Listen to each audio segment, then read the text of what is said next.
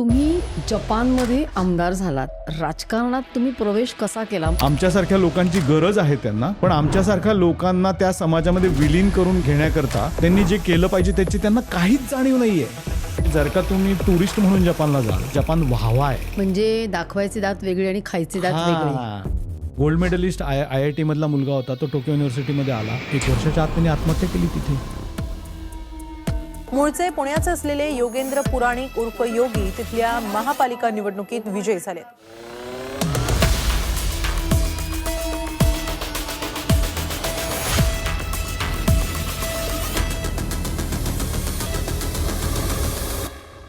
भारतीयांनी सुद्धा असं काहीतरी घडलं, तिथे जाऊन त्यांच्या ब्युरोक्रेसीशी भांडायला लागलं. एक चांगली वेल टू डू फॅमिली, ते आले फिरायला आणि त्यांच्या फॅमिलीतल्या एकानी डिस्नीलँडमध्ये वस्तूंची चोरी केली. त्या गोष्टी उचलल्या आणि बॅगेत टाकल्या. त्यांना असं वाटलं कोणी बघत नाहीये. गेल्या वर्षी आपल्या एका विद्यार्थ्याला त्यांनी पकडलं ड्रगच्या केसमध्ये. शेवटी मी माझ्या खर्चाने वकील लावला होता. एम्बसीने काहीही दिलं नाही, कोणी नाही येतोय अशा वेळेला मदतीला. पहिली बात तर तेवढं जपानी आलं पाहिजे, त्याच्यानंतर तुम्हाला माहिती काढता आली पाहिजे आणि त्याच्या पुढे जाऊन हिंमत असायला पाहिजे त्या सिस्टीमशी भांडण्याची. एक्झॅक्टली. तुम्ही तिथे गेलात तर तिथल्या शहरांमध्ये तुम्हाला असं कोणी बाहेर उगाच फिरते आता दिसणार नाही संध्याकाळी 6-7 नंतर. आपली मुलं कशी असतात, त्यांची सुरुवातच उशिरा होते. भारतीयांना भरपूर हॅरॅस करतात, भरपूर. कसं काय, 1-2 केसेस सांगा. की ते म्हणतात नाही तुला हेच जमत नाही, नाही तुला तेच जमत नाही, मग तू हे तुला करतच नाहीये, की 5 वर्षात त्याचं रिन्यू करत नाही, नोकरी जाते. जपानमध्ये पोलीस कॅडर, कोर्ट आणि त्यानंतर पॉलिटिक्स हे टोटल वेगळं आहे. आता भारतामध्ये असं घडलं की मी एक जपानी कंपनी आणायचा प्रयत्न केला तर त्यांनी मागितले 15%. जपानमध्ये असं किती पर्सेंट काय ठरलंय का राजकारण्यांचं?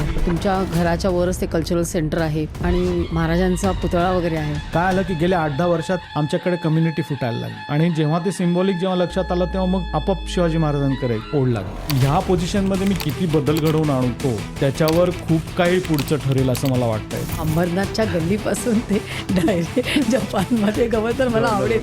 नवीन पिढीने भारतात राहावं का, शिक्षण कुठे घ्यावं, करिअर कुठे करावं? नोकरी करायला जाण्यापेक्षा परदेशात तुम्ही बघायला जा की तिकडे काय आहे, जाणं गरजेचं आहे. जर का मला तुम्हाला एक मोठं उदाहरण द्यायचं असेल तुमच्या कार्यक्रमावर सांगता येईल की नाही माहिती नाही, पण आबेजींची जी काही त्यांची हत्या झाली त्याच्यामध्ये आज सर्व काहीमध्ये खास जपानहून पाहुणे आलेले आहेत. एक आगळं वेगळं व्यक्तिमत्व, योगेंद्रजी पुराणिक.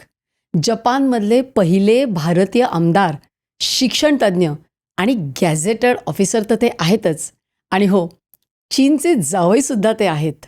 आमच्या गप्पा इतक्या रंगल्या, इतक्या मनमोकळ्या झाल्या आणि खूप इंटरेस्टिंग सुद्धा. हा एपिसोड अगदी शेवटपर्यंत बघा आणि हो, सबस्क्राईब करायला विसरू नका. तर मग चला योगेंद्रजींकडनं ऐकूया त्यांच्या जपानी जीवन प्रवासाची रोचक कहाणी.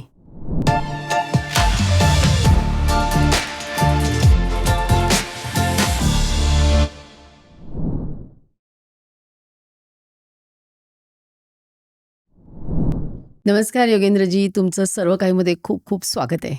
नमस्कार मंजिरी पुराणिकजी, आणि तुमची आणि सर्व काहीच्या पूर्ण टीमचे माझे मनापासून आभार. तुम्ही जपानमध्ये आमदार झालात, तर हा राजकारणात तुम्ही प्रवेश कसा केला? म्हणजे हे आधीपासूनच होतं एक की नाही आपल्याला काहीतरी राजकारणात करायचं तर आपल्याला भारतात ठीक आहे, पण तुम्ही डायरेक्ट जपानमध्ये जाऊन तिथे तुम्ही आमदार बनलात, तर हे कसं झालं? असे काय अनुभव आले की तुम्हाला तिथे जाऊन हे करावं असं वाटलं? काय असतं की आपल्यासारखी साधीसुधी आणि सरळ माणसं ही राजकारणापासून दूरच पळत असतात. आणि तसाच मीही होतो की पहिले IT मध्ये बरीच वर्ष नोकरी केली, मग बँकिंगमध्ये नोकरी केली, आणि ते करता करता काय झालं की जपानमध्ये हळूहळू एक जाणीव व्हायला लागली की एक परदेशीय म्हणून जपानमध्ये राहताना भरपूर काही त्रास आहेत. भाषेची ती एक मोठी भिंत आहे तिथे की त्यामुळे माहिती मिळत नाही. आणि त्याच्यानंतर मग नोकरीच्या ठिकाणी म्हणा किंवा आपण राहतोय तिथल्या ठिकाणी सामाजिक गोष्टी म्हणा किंवा आमच्या मुलांचं शिक्षण आहे शाळेमध्ये, आणि मग त्या पुढे जाऊन जेव्हा जर का कधी पोलीस केस झाली, काही कोर्ट केस झाली, मग त्यातनं त्या कचाट्यात सुटणं, परदेशात आपल्या मदतीला कोणीच धावून येत नाही, मग ती एम्बसी पण धावून येत नाही. तर असं करता करता मी समाजकार्याला सुरुवात केली. जपानी भाषेचे वर्ग सुरू केले, जपानी एटिकेट शिकवायचे वर्ग सुरू केले, मग भूकंप वगैरे आला तर कशी तयारी करायची हे वर्ग सुरू केले. आणि ते करता करता मध्येच एक क्षण असा आला की आमच्या इथले एक आमदार होते जपानी, त्यांनी आमच्या इथल्या काही फालतू बिझनेसमॅन लोकांना एकत्र घेतलं. त्यांच्याबरोबर एक प्लॅन काढला की आपण लिटिल इंडिया बनवूयात. आता हे कसं आहे की जपानी लोक जर का आम्हालाच सरळ स्वीकार करत नाहीयेत तर ते लिटिल इंडियाला काय स्वीकार करतील. लिटिल इंडिया म्हणजे तिथे काहीतरी 40-50 आपली दुकानं टाकायची आणि मग एक वेग देऊळ बनवायचं आणि त्याला काही प्रॉपर प्लॅनिंग नव्हतं. त्यातनं भांडणच होणार होती. सामाजिक फक्त एक अव्यवस्थाच पूर्ण पुढे आली असती त्यातनं. आणि मग जेव्हा मी त्या MLAशी बोलायला गेलो आणि मग आमच्या सिटी डेव्हलपमेंट ऑफिसशी बोलायला गेलो किंवा आमच्या मेयरशी महापौरांशी बोलायला गेलो, त्यांचं म्हणजे असं की आमचं काही घेणं नाही, जे काही चाललंय आम्ही काही करू शकत नाही. मग मला एक जाणीव व्हायला लागली की ह्या लोकांना कळत नाही की जपान त्यांची जनसंख्या कमी होतीये, आमच्यासारख्या लोकांची गरज आहे त्यांना, पण आमच्यासारख्या लोकांना त्या समाजामध्ये विलीन करून घेण्याकरता त्यांनी जे केलं पाहिजे त्याची त्यांना काहीच जाणीव नाहीये. मी विचार केला की आता आपण बाहेर बसायचं की आत उडी मारायची. आणि मग तो मी निर्णय घेतला की आपण आत उडी मारूयात, इलेक्शनला उतरून बघूयात. जपानमध्ये तोपर्यंत फक्त 4च बिगर जपानी लोक इलेक्शन जिंकलेली होती. एक अमेरिकन, एक स्वीडिश, एक कॅनेडियन आणि एक बोलिव्हियन. त्यामुळे एशियनचं त्याच्यामध्ये काही हेच नव्हतं. म्हटलं आपण बघूयात, उतरून तर बघूयात. मग काय तुम्हाला इलेक्शनचे काय अनुभव आले? एकदम माझा अनुभव खूप चांगला आला एका दृष्टीने. त्याच्यामध्ये एक असं की मी गेलो इलेक्शनच्या ऑफिसमध्ये तर पहिले त्यांना प्रश्न पडला की रे, मग मी त्यांना म्हटलं की नाही मी जपानी बँकेमध्ये डायरेक्टर म्हणून काम करतो. ओ अच्छा, मग तुमची नॅशनॅलिटी आहे ना? हां. मग ज्युनियर बोलत होताना अचानक सिनियर आला मग तिथे आणि मग त्यांनी मला सगळी ती प्रोसेस समजवली की कसं करायचं, काय करायचं, फंडिंग काय आहे, ते स्टेप्स काय आहेत. आणि मग ते करता करता तुम्हाला सांगतो अक्षरशः म्हणजे 2 महिन्यावर इलेक्शन आले होते. 2 महिन्यात ती पूर्ण तयारी. माझ्या आजूबाजूचे जपानी सगळे अगदी उठले मदत करायला.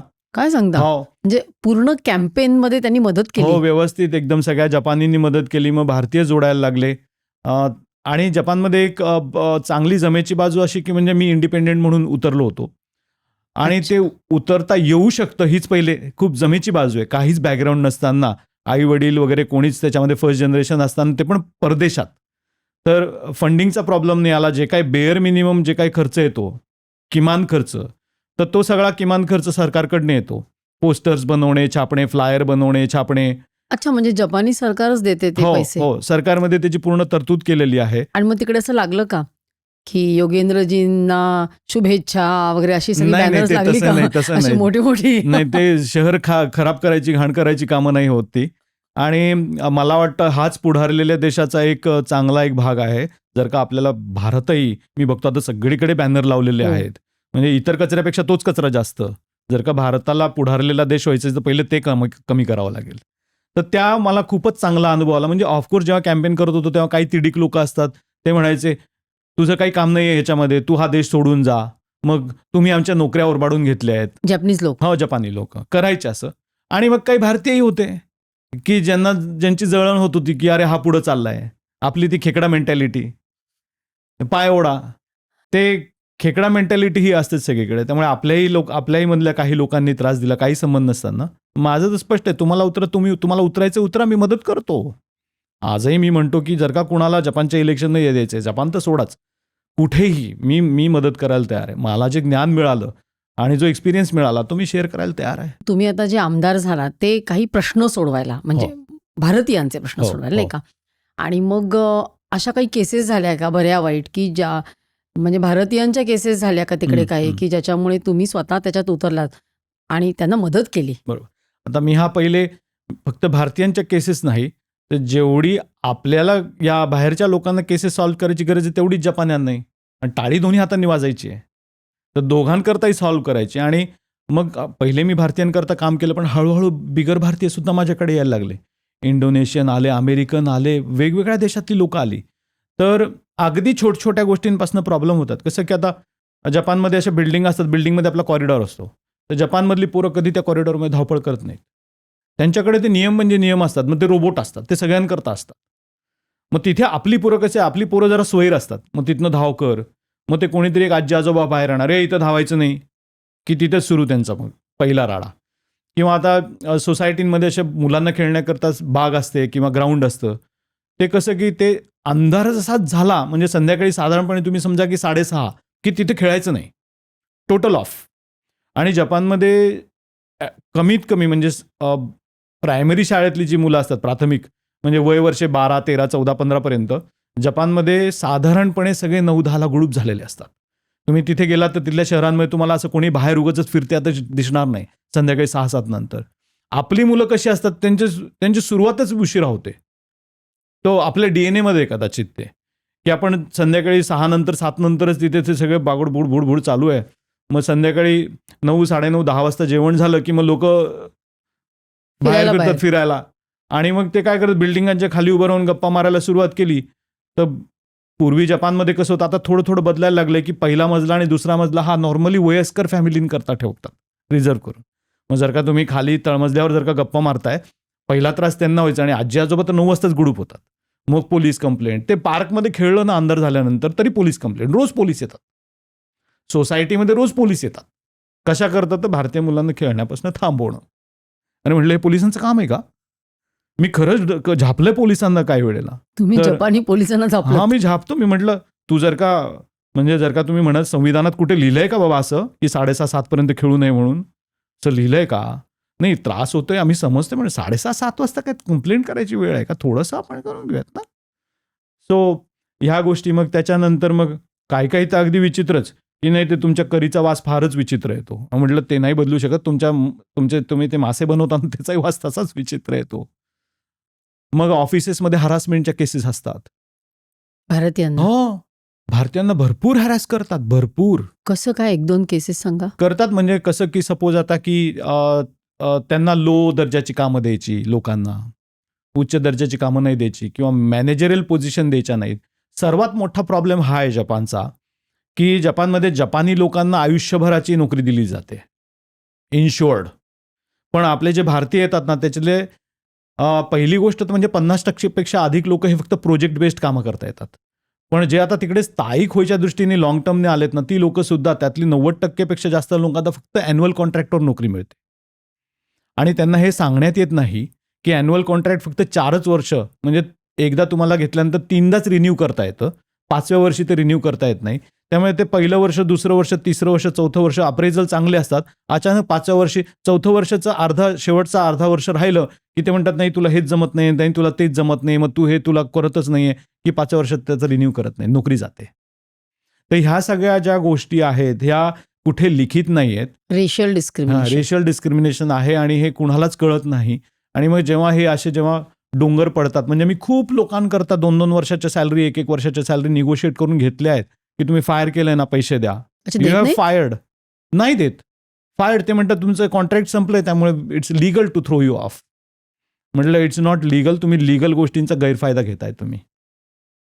पण मग तुम्ही आता तिथल्या लोकांना जी मदत करता म्हणजे कोणी टुरिस्ट म्हणून आलेत किंवा काही आलेत, बरं वाईट त्या गोष्टी घडत असतात. मग अशा वेळेला अशा काही अनुभव आलेत का तुम्हाला किस्से की तुम्हाला तिथे जाऊन त्यांच्या ब्युरोक्रेसीशी भांडायला लागलं किंवा आपल्या भारतीयांनी सुद्धा असं काहीतरी घडलं की ज्यामुळे तुम्हाला असं वाटलं अरे असं काय करतोय आपल्या भरपूर घडतात. भरपूर अशा गोष्टी घडतात. म्हणजे आत्ताच म्हणजे गेल्याच आठवड्यात असं झालंय की एक चांगली वेल टू डू फॅमिली ते आले फिरायला आणि डिझनीलँडमध्ये मुलांबरोबर गेले आणि त्यांच्या फॅमिलीतल्या एकानी सिनियर म्हणजे वहिनींनी त्यांनी डिझनीलँडमध्ये वस्तूंची चोरी केली. त्याच गोष्टी उचलल्या आणि बॅगेत टाकल्या. त्यांना असं वाटलं कोणी बघत नाहीये आणि मग त्या लोकांनी त्यांना पकडलं, पोलिसात दिलं. आता हे असं घडल्यानंतर एम्बसी मे बी भेटायला जाईल पण ते त्यापुढे ते सॉल्व्ह करायला काही मदत करत नाहीत, काहीही करत नाहीत. मग त्यावेळेला शेवटी आम्हालाच उतरावं लागतं त्या ह्याच्याकरता. मध्ये आता गेल्या वर्षी एक केस झाली म्हणजे ठळक गोष्टी. एक IIT झालेला मुलगा गोल्ड मेडलिस्ट तो इंटर्नशिप करायला जपानमध्ये आल्या त्याचं वेलकम डिनर म्हणून त्याला एका ते पबमध्ये नेलं. त्या पबमध्ये तो दारू पित होता. एक तिथला लोकल गुंड होता जपानी, तो येऊन त्याला धडकला आणि वरनं त्याच्याशी त्यांची झाली 1-2 फायटिंग. आता हा जो होता IIT वाला तो पंजाबी होता. त्यांनी एक मुक्का मारला तर तो भाडकन पडला तिकडे जाऊन आणि त्यांनी त्याच्यावर पोलीस केस ठोकली. बरं व्हिडिओ नंतर पोलिसांनी त्याला डांबला आतमध्ये. त्याला काहीच करता येईना. 1.5 महिने आत होता. मग माझ्याकडे आले. मग मी त्याला सोडवला आणि ते पण म्हणजे त्याची आईचा मला कॉन्टॅक्ट आला की योगी जी मुझे आपका नाम मिला है, मेरे बच्चा को उधर अटका हुआ है और अभी हफ्ते भर के बाद उसकी बहन की शादी है और अगर वो नहीं छूटेगा तो हमको शादी कैंसिल करनी पड़ेगी. हम तो घर वालों को बता नहीं सकते कि उसका ऐसा हुआ है. तिला शादीची पडली होती. हा दोन्ही ना तिला ते तो अडकला आणि शादी पण इथे मुलीची. आता मुलीची शादी म्हणल्यानंतर त्यांच्याकरता तो मोठा अप्रूप आहे. मी जे काही मला फिरवता येईल ना मी ते फिरवलं. तुम्हाला त्या त्या काकूंचं मी तुम्हाला म्हणजे मेसेज दाखवू शकतो की योगी जी आप हमारे लिए भगवान है, आप हमारी बेटी की शादी में तो आइए ही आइए, कभी भी आएंगे तो आप हमारे लिए भगवान है. पण तिथे असं आपल्याकडे कसं की ओळखीनी होतात कामं, हं. तशी होतात की ती बाय द बुक जातात लोक? नॉर्मली बाय द बुक असतं. आणि जपानमध्ये एक विशिष्ट गोष्ट तुम्हाला सांगतो की जपानमध्ये पोलीस कॅडर, त्यानंतर कोर्ट आणि त्यानंतर पॉलिटिक्स हे टोटल वेगळं आहे. मी जर का एका पॉलिटिशियनला म्हणलो की तुम्ही प्लीज मला ह्या पोलीस केसमध्ये मदत करा, म्हणतात की जास्तीत जास्त मी तुला माहिती देऊ शकतो, पण मी पोलिसांना इन्फ्लुएन्स करू शकत नाही आणि मी करणार पण नाही. बूमरँग होतं, इमिजिएट बूमरँग होतं. फार हाय लेवलला जेव्हा खूप मोठी कॉन्स्पिरसी असते आणि त्यांना लपवायचं असतं त्यावेळेला त्या गोष्टी घडतात. आणि जर का मला तुम्हाला एक मोठं उदाहरण द्यायचं असेल, तुमच्या कार्यक्रमावर सांगता येईल की नाही माहिती नाही, पण आबेजींची जी काही त्यांची हत्या झाली त्याच्यामध्ये पोलीस सिस्टीमच आहे. कारण आबेजींनी पोलिसांच्या टॉप व्यक्तीला आपल्याकरता त्यांनी बदलायचा प्रयत्न केला, आपला माणूस बसवायचा प्रयत्न केला आणि त्यांना त्या टोटल सिस्टीममधनंच त्यांना उडवण्यात आलं. त्यामुळे आबेजी गेल्यानंतर कोणत्या वर्तमानपत्रात तुम्ही कधी ऐकले की त्याची चौकशी चालली आहे आणि काहीतरी मिळालंय, तर ते कोणाला चौकशी करायची इच्छाच नाहीये. पण ते मिळालेले आहेत म्हणजे सिस्टीम आणि ते हो, तिथे माफिया आहेत जपानी. जपानी माफिया आहेत ना, का नाही? जपानी माफिया आहे की फेमस आहे. आणि जपानी माफिया ते इथं असं ते टॅटू काढतात वगैरे, ते सगळं जपानकडनंच आलंय. पण ते ड्रग्ज आणि म्हणजे कुठून येतो त्यांना हा सगळा पैसा आणि कुठल्या ऍक्टिव्हिटीजमध्ये असतात ते? ड्रग्स तर भयंकर चालतात जपानमध्ये. मोठे मोठे ऍक्टर लोक पकडले जातात नेहमी. पण ते होऊ नये म्हणून पण त्याच्याकरता सिस्टीम्स आहेत केलेल्या. पण आता एक तुम्हाला अशी केस सांगतो की जपानमध्ये एक युनिव्हर्सिटी आहे, मी नाव नाही घेऊ शकत त्याचं, पण आपली भारतीय मुलं बरीच येतात तिकडे.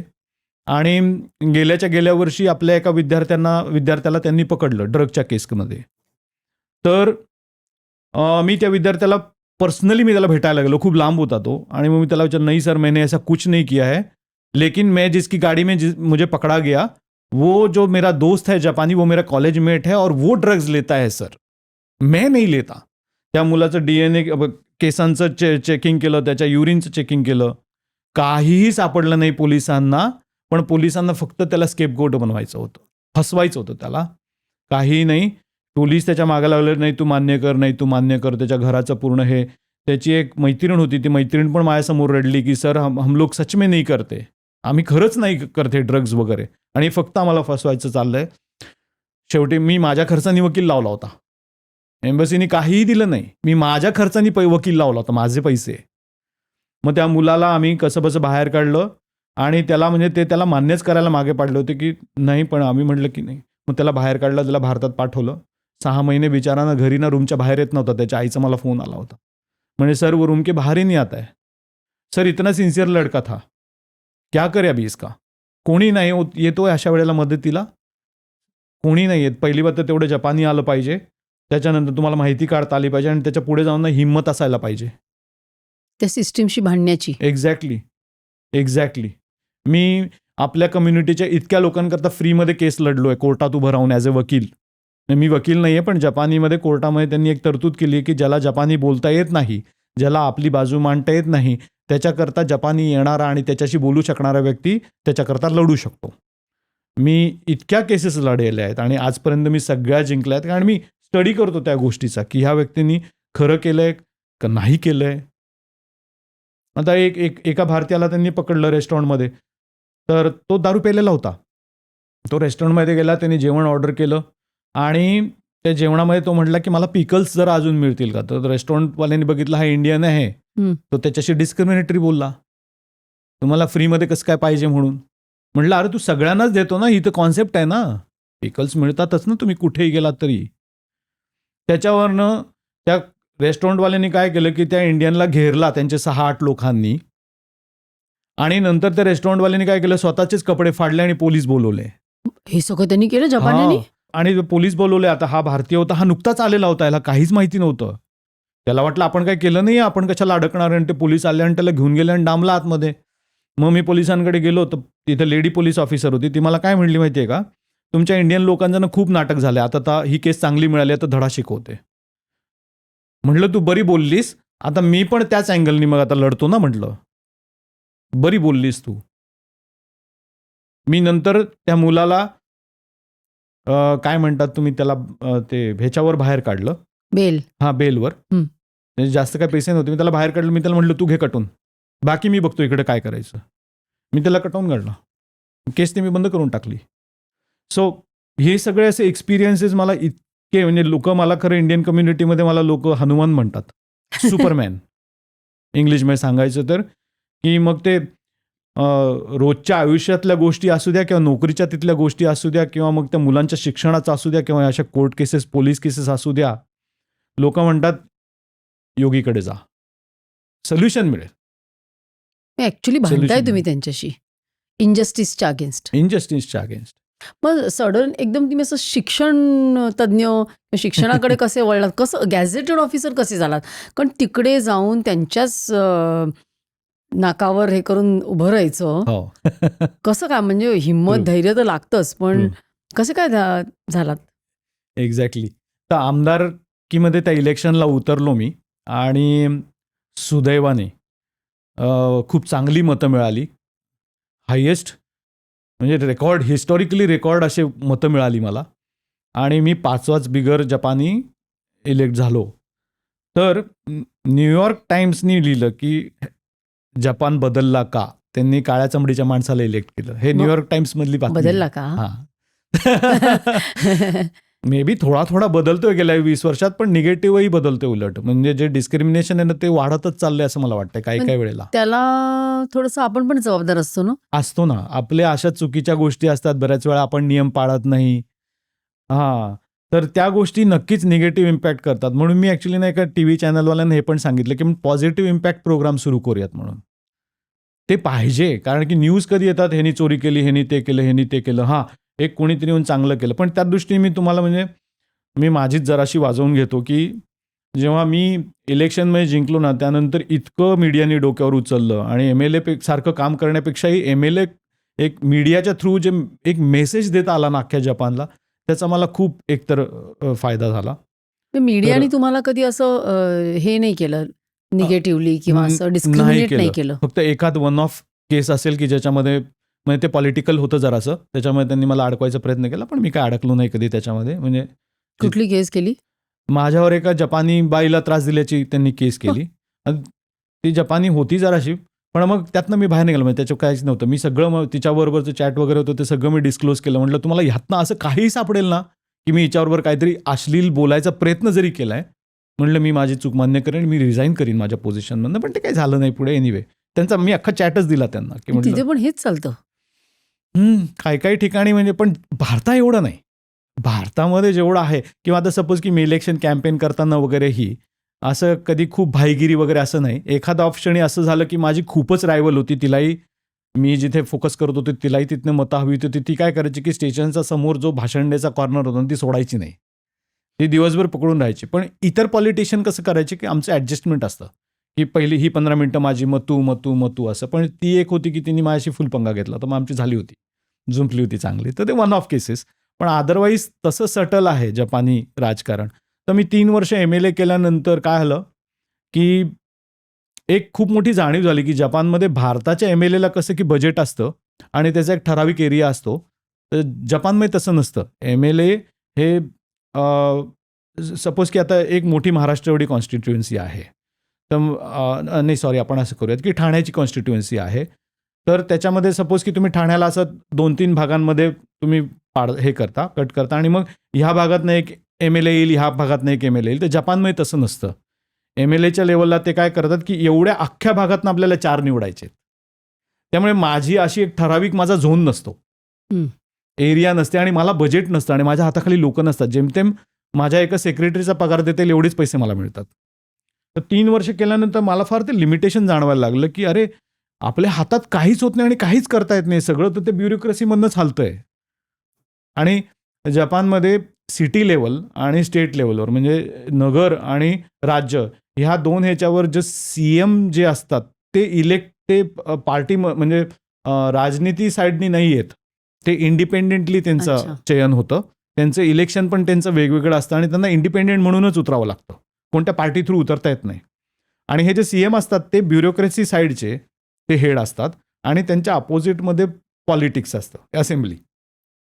सगळा पैसा तो पैसा जे काय करायचंय तो सगळा ह्यांच्या पॉलिटिक्स ब्युरोक्रेसीवाल्यांच्या हातात असतो.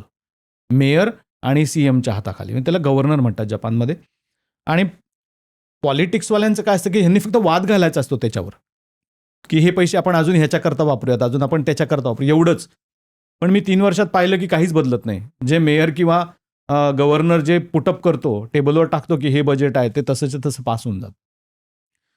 तर मी म्हटलं आयला ह्या ब्युरोक्रेसीमध्ये जाऊन बघायला पाहिजे, कारण पैसा तर खूप आहे पण कामं तेवढी होत नाही आहेत, काय गडबड आहे इकडे पलीकडे जाऊन बघायला पाहिजे. आणि माझ्या डोक्यात ते चक्कर फिरायला लागलं आणि तेवढ्यात जपानी सरकारने स्पेशल कॅडर एक्सपिरियन्स्ड लोकांकरता ॲडमिनिस्ट्रेटिव्ह सर्व्हिसेसची दारं उघडली. फक्त IAS सारखं. IAS सारखं, आणि फक्त 5 पोझिशन होत्या. त्या 5 पोझिशन करता तर मला माझ्या एका मिनिस्ट्रीमध्ये काम करणाऱ्या एका ओळखीच्या मित्राचा फोन आला, योगीजी डू यू नो दिस? म्हटलं काय? तर म्हणला की तू हे ट्राय कर. म्हटलं अरे वेडा आहेस का तू? म्हणजे आता आपल्याकडे आपण विचार करू शकतो का की असंच जा आणि IASच्या परीक्षेत उतर? म्हटलं वेडा आहेस का तू? तो म्हणतो नाही, तू ते वाचून बघ, ते तुझ्याकरता अख्खं तुझं प्रोफाईल लिहिलंय त्यांनी की कोण माणूस पाहिजे म्हणून. आणि मग मी ते वाचून बघितलं तर त्यांनी जे सगळं लिहिलं होतं की मल्टीलिंग्वल मल्टी कंट्री एक्सपिरियन्स वाले पाहिजेत, त्यांना थोडंसं ITचं नॉलेज असलं पाहिजे, किमान 50 लोकांची कंपनी 5 वर्ष चालवली असली पाहिजे. आणि ह्या सगळ्या गोष्टींमध्ये मी एकदम बसत होतो. मी म्हटलं चला ट्राय तर करून बघतो. मग रिटर्न एक्झाम, एसेज, मग 6 इंटरव्ह्यूज, आणि ते सगळं क्लिअर केल्यानंतर हजारो लोकांनी अप्लाय केलं होतं. त्यातनं 5 नाही, त्यांनी फक्त 3च जागा भरल्या आणि त्यातला मी एक. अरे वा. तर असं करून मी किमान म्हणजे पहिला भारतीय की ज्याला गॅजेट मिळालं जपानमध्ये. मला बाकी कोणत्या इतर देशांच्या कोणाला मिळालंय की नाही मी तिथपर्यंत माहिती मिळाली नाहीये, पण भारतीय तर पहिलाच मी की ज्याला गॅजेट मिळालं. आणि त्याच्यानंतर मग त्यांनी त्याच्यामध्ये मला शिक्षण विभागात त्यांनी मला काम दिलं. आणि त्यातल्या त्यातच मला लगेच दुसऱ्या वर्षी मला जपानमधल्या एका सरकारी शाळेचं प्रिन्सिपल करण्यात आलं. ते सुद्धा जपानमध्ये एक बिगर जपानी म्हणजे फॉरेनर म्हणून मी पहिलाच व्यक्ती की ज्याला पब्लिक शाळेचं प्रिन्सिपल पद दिलं. आणि किती लोकांना तुम्ही टीचर्स किती आहेत? माझ्या शाळेमध्ये खूप मोठी शाळा आहे, 125 टीचर्स आहेत. आणि मी परत दुसऱ्या डिपार्टमेंटची कामं बघतो, तिथे माझ्या हाताखाली अजून एक 60-70 ऑफिसर्स काम करतात. तर असं मला डायरेक्टली 175 लोकांचं अप्रेझल करायला लागतं मला दरवर्षी. आणि हे सगळं तुम्ही जपानी भाषेत करता? सगळं जपानी भाषेत. आणि सिस्टीम्स नाही आहेत, कागदांवर येतं, सगळे कागद वाचून काढायचे. आणि तुम्हाला सांगतो की मी जपानी खरं काम करण्यात खूप तसे हे असतात, एकदम काटेकोर काम करतात. मी त्यांच्या कागदपत्रांमध्ये चुका काढतो आणि जे डॅम्बेजगिरी करतात, म्हणजे आता सरकार आहे ना, तर मग ते टेंडर काढताना करतात हा, ते करतात डॅमेजगिरी? ना. हो, अगदी काय अगदी. लोकतंत्र जिथं जिथं आहे ना, ते लोकांचं तंत्र नाहीये, ते ऍक्च्युली या ब्युरोक्रेसीवाल्यांचं तंत्र नाही, आहे. तुम्ही तिथे पण पंगा घेतला मला वाटतं. हो, पंगा म्हणजे आता आपला स्वभावच असा आहे की पंगा घेतला. तर असं झालं की जेव्हा पहिल्यांदा म्हणजे प्रिन्सिपल झालो आणि मग ते टेंडर्स बघायला लागलो, तर गमतीदार गोष्ट आहे की म्हणजे एक LEDचा लाईट लावायचा आहे, तर तो 6,000 येनला मिळतो, तर तो 25,000 येनला विकत घेत होते. अरे हे काय हा. बजाव. हे हा. म्हणजे जपानमध्ये पण घडतं हो, असं? अगदी. मग मी ते बरेच टेंडर थांबवले आणि मी काही वेंडर्सच्या तर जाऊन व्हिजिट केलं मी की हे कसली कंपनी आहे. तर 2 कंपन्या माझ्या अशा लक्षात आल्या की त्यांचे जे ॲड्रेस होते ना, तिथे गेलो तर तिथे फक्त जमीन होती, तिथे काहीच नव्हतं. तर मी ब्लॅकलिस्ट केल्या ह्या कंपन्या. टोकियोमध्ये हे? हो, टोकियोमध्ये.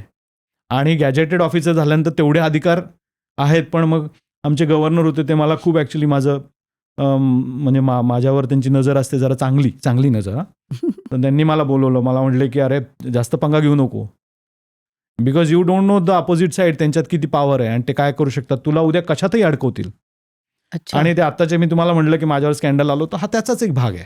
पण हे कोण करतं? राजकारणी करतात की दुसरा एक लॉबी असते? सी अल्टिमेटली ते जे टेंडरमध्ये पैसे खाणारे असतात त्यांच्या मागे कदाचित राजकारणीच असतील. मला आजपर्यंत खरं ते कळलं नाहीये. मी तेच खूप शोधायचा प्रयत्न करतो, पैसा नक्कीच वाहतोय कुठे, त्याचा ओघ कुणीकडे, कुठे आहे मग तो अजूनपर्यंत मला नाही कळलेला. पण शेवटी असू शकतात राजकारणीच मागे, कारण नुसतं कंपन्यांना पैसा देऊन कोणाला काय उपयोग होणार आहे. मग मी माझ्या ऑफिसर्सला विचारतो की अरे हा जो जास्त पैसा चाललाय तो नक्की कुणीकडे चाललाय, ह्यातनं कुणाला फायदा मिळणार आहे, तुम्हाला काही फायदा मिळणार आहे का? किमान शाळा असेल तर तिथल्या विद्यार्थ्यांना फायदा होत नाही हे तर आपल्याला कळतंय, मग कुणाला होतोय. मी एका ऑफिसरला तर गमतीने म्हणून म्हटलं की किती काढतोस रे, मलाही हवेत. मला कुठे माझा पगार पुरतोय. मी म्हणून बघितलं त्याला. म्हटलं अरे मलाही हवेत म्हटलं. मग नाही पण तो नाही त्यांनी सांगितलं मला. नाही मग जपानमध्ये पर्सेंटेज किती घेतात राजकारणी? नाही आजपर्यंत तशा केसेस माझ्या समोर नाही आलेल्या. म्हणजे आता भारतामध्ये असं घडलं की मी एक जपानी कंपनी आणायचा प्रयत्न केला तर त्यांनी मागितले 15% 15% टोटल प्रोजेक्ट मग बजेट. जपानमध्ये असं किती पर्सेंट काय ठरलंय का राजकारण्यांचं? नाही ह्या गोष्टींमध्ये इतक्या लो लेवलवर जपानमध्ये राजकारण नाही असं मला वाटतंय. अच्छा. की तुम्ही आता सिटी ऑफिसमध्ये जाताय, तुम्हाला सर्टिफिकेट्स हवे, तुमच्या जमिनीचं काही पासिंग करायचंय, गाड्यांचं पासिंग करायचं, ह्या सगळ्या गोष्टींमध्ये जपानी सरकारने काय केलं की 1970च्या दशकामध्ये 60-70च्या दशकामध्ये तिथले एक जे चांगले एक लीडर प्राईम मिनिस्टर होते त्यांनी काय केलं की ते म्हणले की सामान्य माणसाच्या आयुष्यात त्रास होऊ नये. मग त्याच्या पुढच्या ते असं म्हणले नाहीत की त्याच्या पुढच्या फ्रेमवर जाऊन आपण अफरातफर करूयात. पण ते म्हणले की सामान्य माणसाच्या रोजच्या आयुष्यात त्रास नाही झाला पाहिजे. म्हणजे काय, त्यांचं लाईट, पाणी, गॅस, रस्ता ह्या सगळ्या ज्या गोष्टी आहेत ना सगळ्या व्यवस्थित असल्या पाहिजेत. सिटी ऑफिसमध्ये त्यांची जी नॉर्मल कामं आहेत ती व्यवस्थित झाली पाहिजे. त्यामुळे तुम्ही मी आपल्या सिनियर ऑफिसर आहेत त्यांना मी महाराष्ट्राच्या मी त्यांना घेऊन जपानच्या सिटी ऑफिसमध्ये त्यांना बघायला घेऊन गेलो होतो. तर त्यांना म्हटलं की मॅडम बघा लोक अशी 2-2, 4-4 मिनिटात त्यांचं डॉक्युमेंट घेऊन बाहेर पडतायत. दॅट इज द पेस. 2-2, 4-4 मिनिटात त्यांचं काम संपवून बाहेर पडतायत ते. त्यांचा इथे ते तुंबलेला खड्डा झालेला नाहीये फाईलवर फाईल. हां. तर त्यांचं म्हणणं असं पडलं की अरे आपल्याकडे जनता केवढी आणि यांच्याकडे जनता केवढी आहे. म्हटलं नाही मॅडम रेशिओ सेम आहे. रेशिओ सेम आहे म्हटलं. ऑफिसर टू पॉप्युलेशन हा रेशिओ सेम आहे. पण फक्त कामाचे जे स्वरूप आहे ते पटापट त्यांची कामं करतायत. कारण आपल्याकडे फाईली एक फाईल इकडून तिकडे 1 इंच सरकवायला पण आपल्याला काहीतरी द्यायला लागतं ना. बरोबर. आता मी तिकडे माझं रेस्टॉरंट बनवले किंवा मी माझी कंपनी चालवली ITची किंवा मी घर बांधलं. ह्या गोष्टींमध्ये ना इतक्या सुरळीत आहेत या गोष्टी. त्याच्यामध्ये न कोणी तुमच्याकडे पैसा मागतं, न कोणी काही त्रास देतं, काहीच नाही. म्हणजे ती रस्ता आता तो घराच्या बाजूला रस्ता होता तर माझी गाडी आत बाहेर करण्याकरता तर रस्त्याचा जो कठडा असतो शेवटी म्हणजे आपला चालायचा रस्ता असतो ना रस्त्याच्या बाजूला तर तिथे स्लोप नव्हता. तर सरकारी ऑफिसमध्ये फक्त एक टाकायचं की बाबा इतक्या दिवशी तारखेला माझं घर बनवून होणार आहे, माझी गाडी मी इथं लावणार आहे, तर ह्या इथं मला असं स्लोप टाकून हवा आहे. ते येतात कधी जातात आणि करतात ते आपल्याला कळत पण नाही. ज्या दिवशी तुम्हाला हवं असतं ते झालेलं असतं. त्या लेवलला खूप छान कामं होतात. हो एकदम. आता हे रेस्टॉरंटचं काय? हे काय म्हणजे नवीन? अरे ते आयुष्यामध्ये असे वेगवेगळे पहलू आहेत सगळे. तर त्यातलं असं झालं की मी बघितलंय मेनू. वडापाव, पाणीपुरी, श्रीखंडपुरी, पुरणपोळी. आता पाणी सुटेल सगळ्यांच्या हो. तोंडाला. जपानमध्ये जाऊन हे सगळं आणि हो. खाणारे कोण जपानी? जपानी खूप येतात. हो खूप जपानी मीडियाने ते इतकं डोक्यावर घेतलंय. आमचं रेस्टॉरंट मोस्ट डोक्यावर घेतलेलं रेस्टॉरंट आहे भारतीय रेस्टॉरंट म्हणजे जपानमध्ये. काय नाव त्याचं? जे आमचं मेन जे रेस्टॉरंट आहे त्याचं नाव इंडियन होम फूड रेस्टॉरंट रेखा. तर त्याला जपानीमध्ये इंदो खाते रेओरी तेन रेखा असं म्हणतात. खाते म्हणजे घर, रेओरी म्हणजे जेवण. तर आजपर्यंत किमान 100 वेळा टीव्हीवर आलोय आम्ही. रेखा म्हणजे आई ना? रेखा आईचं नाव आहे. आई करते. आई म्हणली आपण तुझं नाव ठेवूयात. योगी मी म्हटलं ना माझं नको आपण तुझं नाव ठेवूयात. आणि आई स्वतः बनवते. आई 2 रेस्टॉरंट आहेत. एकामध्ये आई स्वतः स्वयंपाक करते. हे सगळं इंडियन ते ती करते. हो. आणि मग दुसरं रेस्टॉरंट जे तिथे आपण स्ट्रीट फूड देतो. इडली, डोसा वगैरे वगैरे. आईचं वय काय आहे? आईचं वय आता 70. आणि 70व्या वर्षी आई हे सगळं करते स्वतः? एकदम. आमची आई म्हणजे ती खरं सुपर लेडी आहे. हो ना. Super woman. तर ती सकाळी 5-5:30ला उठते, पहिले रेस्टॉरंटमध्ये जाते, मग ते तांदूळ भिजवून ठेवायचा आहे, डाळ भिजवून ठेवायची आहे, ह्या सगळ्या गोष्टी बेसिक ती आधी संपवते.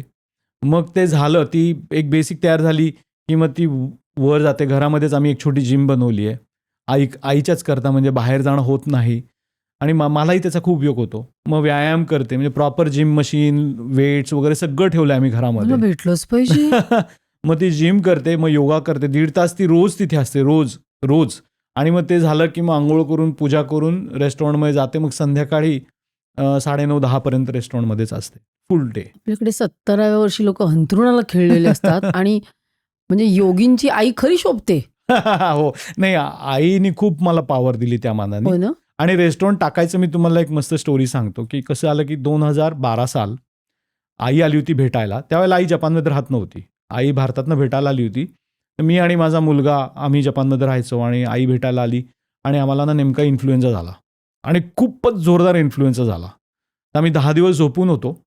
तर रोज काय करायचो, आम्हाला एका रूममध्ये बंद करून घेतलं होतं आणि मुलगा ते पैसे ठेवायचो. मुलगा रोज जायचा आणि आपलं ते बटर चिकन आणि नानच घेऊन यायचा. तर 9वा दिवस आई म्हणली, "अरे हा रोज बटर चिकन नान घेऊन येतो. दुसरा काय पर्याय नाही का?" म्हटलं, "भारतीय जेवणाला तर पर्याय नाही, कारण जितके इकडे रेस्टॉरंट आहे सगळं बटर चिकन आणि नानच आहे."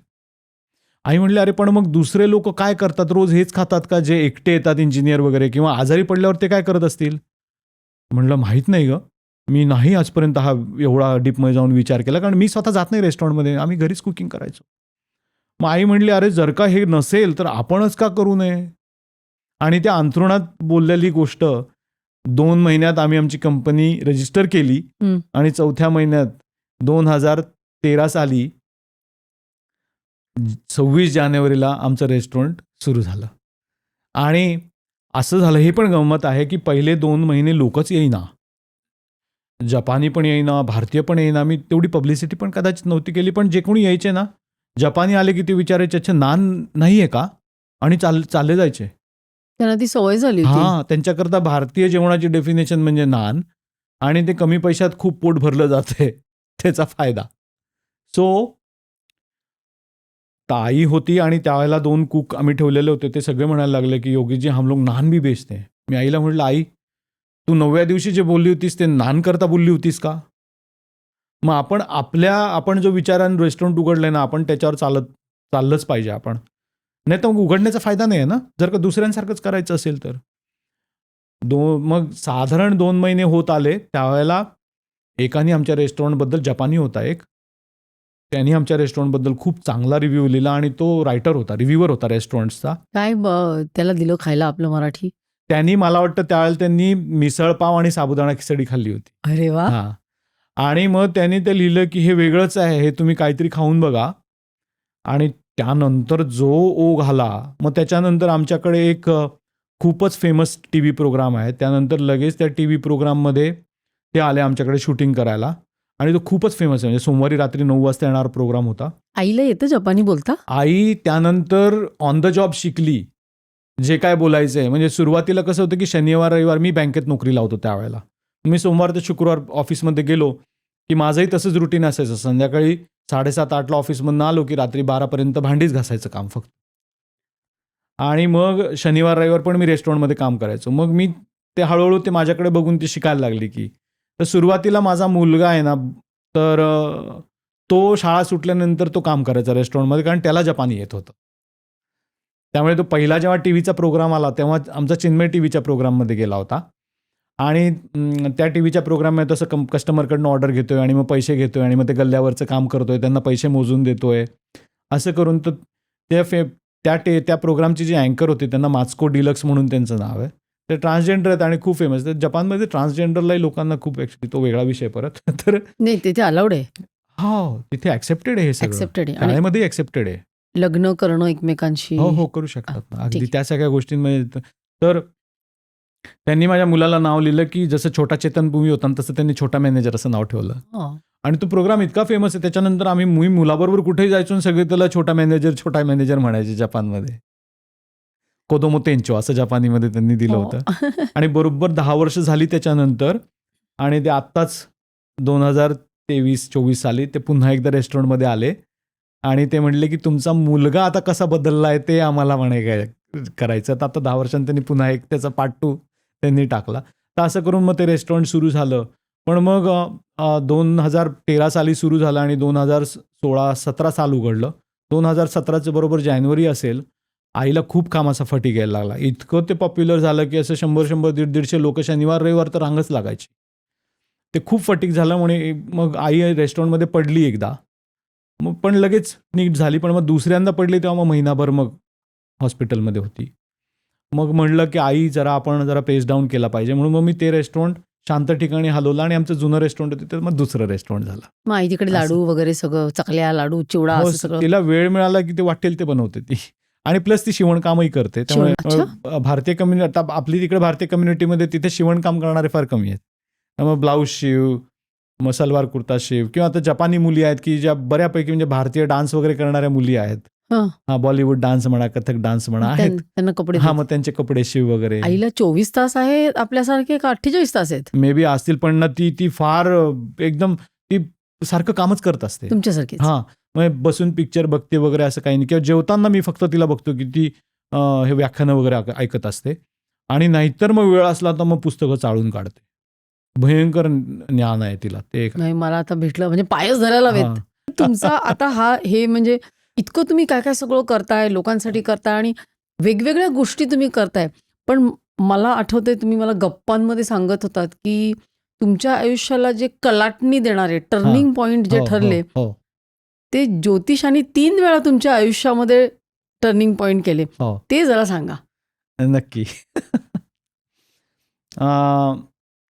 पहिली गोष्ट म्हणजे की माझा जन्म इथे अंबरनाथला झाला, ठाण्यापासून जवळच. त्यामुळे एकदम असा गावाच्या छोट्याशा रुरल अशा बॅकग्राऊंडमधनं फक्त तिथे नशिबाचा एक भाग असा घडला की तिथे सेंट्रल बोर्डाची शाळा होती. त्यामुळे इंग्रजी हिंदीमध्ये चांगलं शिक्षण झालं केंद्रीय विद्यालयामध्ये. पण त्यावेळेला कधी असं नव्हतं की बाबा आपल्याला असं काहीतरी अचीव करायचं आहे किंवा परदेशी जायचं हे तर कधीच नव्हतं विषयामध्ये. आमच्या बाबांच्या डोक्यात तर एकच यायचं, मिलिटरीत जायचं आणि मेडल लावायचे. तेवढंच आमच्या बाबांनी तेवढीच मागणी केली आयुष्यभर की मिलिटरीत जायचं, मेडल लावायचं. पण 11वीला बाबांची बदली झाली, आम्ही जरा पुण्यामध्ये गेलो आणि मग मी तिथनंच 12वी पास झालो. तर त्यानंतर तेव्हा बाबा मला म्हणले, अरे तुला कळतं का? तर मी सायन्सचा विद्यार्थी होतो, माझा सायन्सकडे खूप चांगला कल होता. बाबा म्हणले, अरे तुला ना भाषांमध्ये तुझं खूप चांगलं हे आहे, तू शाळेतही बघ की तू अभ्यास एवढा भाषांचं करायचं नाही, पण तुझे मार्क नेहमी खूप चांगले असायचे. तर मी तसं काही विचार केला नव्हता. म्हणलं हा बाबा म्हणतायत ते बरोबर आहे. तर म्हणे मग काहीतरी तू भाषा पण शिक, हे सगळं शिकता शिकता. आणि मग आम्ही ते शोधायला लागलो की अजून काय शिकता येईल. तर मग आम्ही पुण्यामध्ये भांडारकर इन्स्टिट्यूट बघायला गेलो आणि मग तिथनं असंच चालत येतो तर बघितलं एका ठिकाणी खूप रांग लागली होती. तिथे त्यांना विचारलं कसली रांग आहे, तर ते म्हणले हे परकीय भाषा विभाग आहे, फॉरेन लँग्वेज इन्स्टिट्यूट पुणे विद्यापीठाचं. म्हणलं अरे वा, एवढं पॉप्युलर आहे का? म्हणे हो, इथे ॲडमिशनला ती खूप पॉप्युलॅरिटी आहे म्हणे. तर मग तिथे बाबा म्हणले बरं इथं काय काय लँग्वेज असतात, आम्ही विचारलं. तर म्हणले इथे जर्मन आहे, फ्रेंच आहे, स्पॅनिश आहे, रशियन होतं त्यावेळेला, आणि जॅपनीज आहे. तर मी पूर्वी जरा स्पॅनिश शिकलो होतो आणि जर्मन शिकलो होतो, तर आवडीनेच मी म्हटलं की मी जर्मन कंटिन्यू करतो. बाबा म्हणले हे तू पण काय बोर माणूस आहे, बघ ही काहीच न कळणारी भाषा आहे ना ही जपानी, ज्यामुळे सापासारखे दिसत आहेत ना, ती तू शिकून बघ ना. आता बाबा म्हणतायत, मी हो म्हटलं. मग आणि मग तेच जपानी शिकायला सुरू केलं. मग BScचा क्लासेस चालू, BSc फिजिक्स मॅथ्स. मला फिजिक्समध्ये खूप आवड होती, मॅथ्समध्येही. आणि त्याचबरोबर मी IT शिकायला सुरू केलं डेटामॅटिक्समध्ये, आणि मग जपानी. तर माझं रुटीन असं असायचं की सकाळी 5:30ला घर सोडलं की 6:30 ते 9 लॅब, 9 ते 1 कॉलेजचे लेक्चर, 2 ते 5 ITचे लेक्चर, संध्याकाळी 6:30 ते 8:30 मी जपानी शिकायचो आणि 3 दिवस जपानी 3 दिवस जर्मन शिकायचो विद्यापीठात सगळं. मग नंतर जपानीमध्ये खूप चांगली गोडी व्हायला लागली. आणि मग पुढे मग जेव्हा 2 वर्ष झाली आणि माझं जपानी भाषेत भारतभर नाव व्हायला लागलं की हा एक असा हुशार विद्यार्थी आहे, परीक्षेत खूप चांगले मार्क मिळत आहेत, स्पीच कॉन्टेस्टमध्ये गेलो मी, नॅशनल लेवलवर जिंकलो, अशा सगळ्या गोष्टी केल्या. आणि मग अचानक एक दिवस की स्कॉलरशिपची परीक्षा असते बाबा, ही स्कॉलरशिपची परीक्षा दिली तर जे अव्वल आले पहिला दुसरा त्यांना जपानमध्ये जायची संधी मिळेल. तर असं करून मी ती पहिली परीक्षा दिली आणि मी दुसऱ्याच वर्षाचा विद्यार्थी असताना, म्हणजे 3 वर्षाचा कोर्स आहे युनिव्हर्सिटीमध्ये, आणि मी पहिला आलो आणि मग ती मला स्कॉलरशिप मिळाली, मी जाऊन आलो. मग जपानमध्ये गेल्यानंतर अरे एक वेगळंच जग आहे तिकडे. अरे काय हे, म्हणजे आपण कुठल्या जगात आलो आणि हे कुठल्या जगात आलो आहे आपण, एकदम असं एलियन, चंद्रावर गेल्यासारखं एकदम. तर म्हणजे सगळी लोक अशी खूपच व्यवस्थित कपडे घातले, तसे टाय बूट सगळे एकसारखेच घातले, सेम कलर्स, सगळे नियम पाळतायत, रस्ते साफ, कुठेच कचरा नाही, काचेच्या बिल्डिंग मोठ्या मोठ्या, हे मोठ्या मोठ्या, ते एअरपोर्ट अख्खं काचेचं. आणि माझं सर्वात, मी तर फिजिक्सचा विद्यार्थी होतो, ती फ्लाईट अशी उतरली ना तर तिथे एअरपोर्टमध्ये शॉकर्स लावलेत, ती फ्लाईट उतरली आणि हे झाली की ते शॉकर असे हलतात. अरे म्हटलं काय ही टेक्नॉलॉजी, आणि आपण वेगळ्याच जगात आहोत. तर असा डोक्यात कधीच असं हवा भरलेली नव्हती की परदेशात जायचे, पैसे कमवायचे. पण ते बघितल्यानंतर असं जाणवलं की एकदा परत यायचं इथे, एकदा इथे परत यायचं आहे. मग मी लोकांना विचारायला लागलो की मला शिक्षणाला कसं येता येईल. म्हटलं पैसे तर नाही आहेत, मग स्कॉलरशिप मिळेल का. तर मग तिथनं मला कळलं की हां, स्कॉलरशिपच्या संध्या असतात. मग त्याच्यानंतर मी स्कॉलरशिपची पुन्हा एक इंजिनिअरिंगच्या स्कॉलरशिप करता मी परीक्षा दिली आणि मी एशियामध्ये पहिला आलो. इथेच मुंबईमध्येच परीक्षा झाली आणि मला ती मिळाली स्कॉलरशिप. मला फोन आला कॉन्सुलेटमधनं की तुम्ही सिलेक्ट झालेला आहात, विजा गेला. या 4 दिवसांनी परत फोन येतो, योगीजी सॉरी, मंत्र्यांच्या मुलाला पाठवायचं आहे, रिकमेंडेशन आलंय, आम्ही तुम्हाला ही स्कॉलरशिप देऊ शकत नाही. तर मी असा उदास होतो. म्हणजे आता एवढी मोठी गोष्ट हो. घडली, इंजिनिअरिंगची स्कॉलरशिप 3-4 वर्ष जपानमध्ये फ्रीमध्ये शिकायला मिळणार आहे. तर मी उदास बसलो होतो. तर माझ्या शाळेमधला एक सिनियर होता, तो गणितात खूप हुशार होता. तो म्हटला, अरे काय रे, तू नेहमी असा व्यवस्थित असतो, तू असं उदास का बसलायस. मी त्याला सांगितलं, अरे असं असं झालं म्हणून. म्हटलं बरं ठीक आहे. तो म्हणला तुझं ना मला जन्मतारीख, जन्मवेळ आणि जन्म ठिकाण सांग आणि आपण परवा 2-3 दिवसांनी परत आपण ट्रेनवर भेटूयात. त्या दिवशी आम्ही ट्रेनवर होतो, तर आपण बोलूयात. तर 2-3 दिवसांनी पुन्हा आम्ही ट्रेनवर भेटलो. तो म्हणला, योगी अरे सोड रे तू हे सगळं, 1.5 वर्ष थांब, फक्त 1.5 वर्ष थांब, तुला स्कॉलरशिप मिळणार आहे, तू अभ्यासाला जाणार आहेस. त्याच्यानंतर ना तू जो जपानला जाशील ना, तुझ्या मनात जरी आलं तरी तू परत येणार नाहीस, असं येऊच शकणार नाही. असं त्या पहिल्या ज्योतिषाने सांगितलं. हो. आणि तो बिझनेसमॅन नव्हता, तो ज्योतिषचा बिझनेस करत नव्हता. इट वॉज हिज हॉबी, गणिताचे कॅल्क्युलेशन्स. आणि मग ते खरंच तसं घडलं. 1.5 वर्षानंतर अचानक मला स्कॉलरशिप मिळाली. मी अप्लाय केलेलं नसताना मला कॉन्सुलेटमधनं फोन आला की गेल्या वेळेला तुमची जी स्कॉलरशिप आम्ही कमी केली होती त्याच्या बदल्यात ही चालेल का, ही 1च वर्षाची आहे. चालेल का हो, पळेल, जायचंय तिकडे, फक्त बघायचं काय ते जग. मग गेलो आणि त्याच्यानंतर मग जे जपानी, म्हणजे मग ते इंडियन IT कंपनी असू दे नाही तर कोणी असू दे, जो कोणी मला नोकरी देणार म्हटलं की तुम्हाला जपानमध्ये नोकरी करावी लागेल. 2001 साली मी IBM कंपनी थ्रू मी पहिल्यांदा मग नोकरी करता जपानमध्ये गेलो. खरं सांगू, 3 वर्षांनंतर एवढा फटीक आला. तिथली लोक ना सोशलच नाही, म्हणजे ऑफिसमध्ये लोक ऑफिसच्या कामाव्यतिरिक्त त्यांना दुसरं काही बोलणं पाप. घरी गेलं तर आजूबाजूची लोक बोलत नाहीत. मी जपान्यांना म्हणायचो की आमच्याकडे ना ते फ्लॅट असला ना, आमची सगळ्यांची दारं उघडी असतात, पोरं अशी धावत असतात, हां मी हे भाजी बनवली आहे खाऊन पहा, अशी नेली की ते त्याच भांड्यात दुसरी भाजी घालून देतात म्हणलं आमच्याकडे. म्हणलं हे जपानमध्ये काहीच नाही, कसं तुम्ही असं एकटं एकटं जगू शकता. म्हटलं शेजारी कोण राहते कळत नाहीये, किती वयाचं व्यक्ती राहते ते कळत नाही, एकदा कधीतरी आत घुसतात की बाहेरच येत नाहीत. अजूनही तसंच आहे. तसंच आहे. आणि म्हणूनच त्या लोकांना मानसिक प्रॉब्लेम मी खूप अगदी आहेत. तेच विचारणार होते की जे एवढे लोनलीनेस आहे, एकटे एकटे राहतात, इंटरॅक्शन नाही, आहे का तिथे मेंटल हेल्थ इश्यूज? भरपूर. आता मी ज्या शाळेमध्ये ना, ती खूपच चांगली शाळा आहे, एलिट शाळा आहे, पण आमच्या शाळेमध्ये 10% मुलं शाळेतच येत नाहीत, मेंटल प्रॉब्लेम्स. हो. आणि परीक्षा असली की अजून 10% सुट्ट्या मारतात. त्यांना ते परीक्षेला बसणं त्यांना जमत नाही, एवढे मेंटली वीक आहेत. आणि ॲडिक्शन एक तुरळक ठिकाणी, पण इन जनरल नाही आहे, पण फालतू बाह्य शाळांमध्ये आहे. तर ही एक महत्त्वाचा मेसेज मला वाटतं पण आपल्या लोकांना पोहोचवला पाहिजे की दिसतं तसं नसतं, किंवा डोंगर हे दुरूनच हिरवे दिसतात, साजरे. खरंय. आणि गुलाबाचं फुल असतं ते जपानीमध्ये म्हणे की शेजारच्याची बायको सुंदर आणि शेजारच्या बागेतलं गुलाबाचं फुलच सुंदर असतं, त्याचे ही जपानीतली म्हणे. त्यातले काटेने आपल्या हाताला हां. लागत ना. तर जपान जे दिसतं तसं नाहीये. जपान हे तिथे गेल्यानंतर, म्हणजे मी आतापर्यंत जे बोललो की जपानचे असं हे होतं, तर ती दिसणारी बाजू, ज्या गणितामध्ये आपण फेस व्हॅल्यू आणि प्लेस व्हॅल्यू या 2 कॉन्सेप्ट आपण शिकलो, राईट. म्हणजे 300 हा आकडा असेल तर त्याची फेस व्हॅल्यू 3 आहे, पण प्लेस व्हॅल्यू 300 आहे. तर जपान्यांचं तसंच आहे. म्हणजे जर का तुम्ही टुरिस्ट म्हणून जपानला जाल, किंवा तुम्ही शॉर्ट टर्म करता, 1 महिना 2 महिने 3 महिन्याचे प्रोजेक्ट करता जाल, तर जपान वाहवा आहे. म्हणजे दाखवायचे दात वेगळे आणि खायचे दात वेगळे. हां, बरोबर ना? एकदम टोटल वेगळे. म्हणजे ते आपण कार्यक्रमाच्या सुरुवातीलाच बोललो की डिस्क्रिमिनेशन, ह्या सगळ्या गोष्टी. तुम्हाला कोणताच टुरिस्ट भारतातनं किंवा कुठने आलेला, इन जनरल जो इंटरनॅशनल सर्वे होतो की सर्वात जास्त देश कोणता चांगला आणि का चांगला, तर त्याच्यामध्ये जपान हा नंबर 1 रँकिंगवर येतो. शांतता, स्वच्छता, किंवा नॉर्मल लोक म्हणतात की तुम्ही जपानला रस्ता विचारा तर तुम्हाला जागेपर्यंत सोडायला येईल.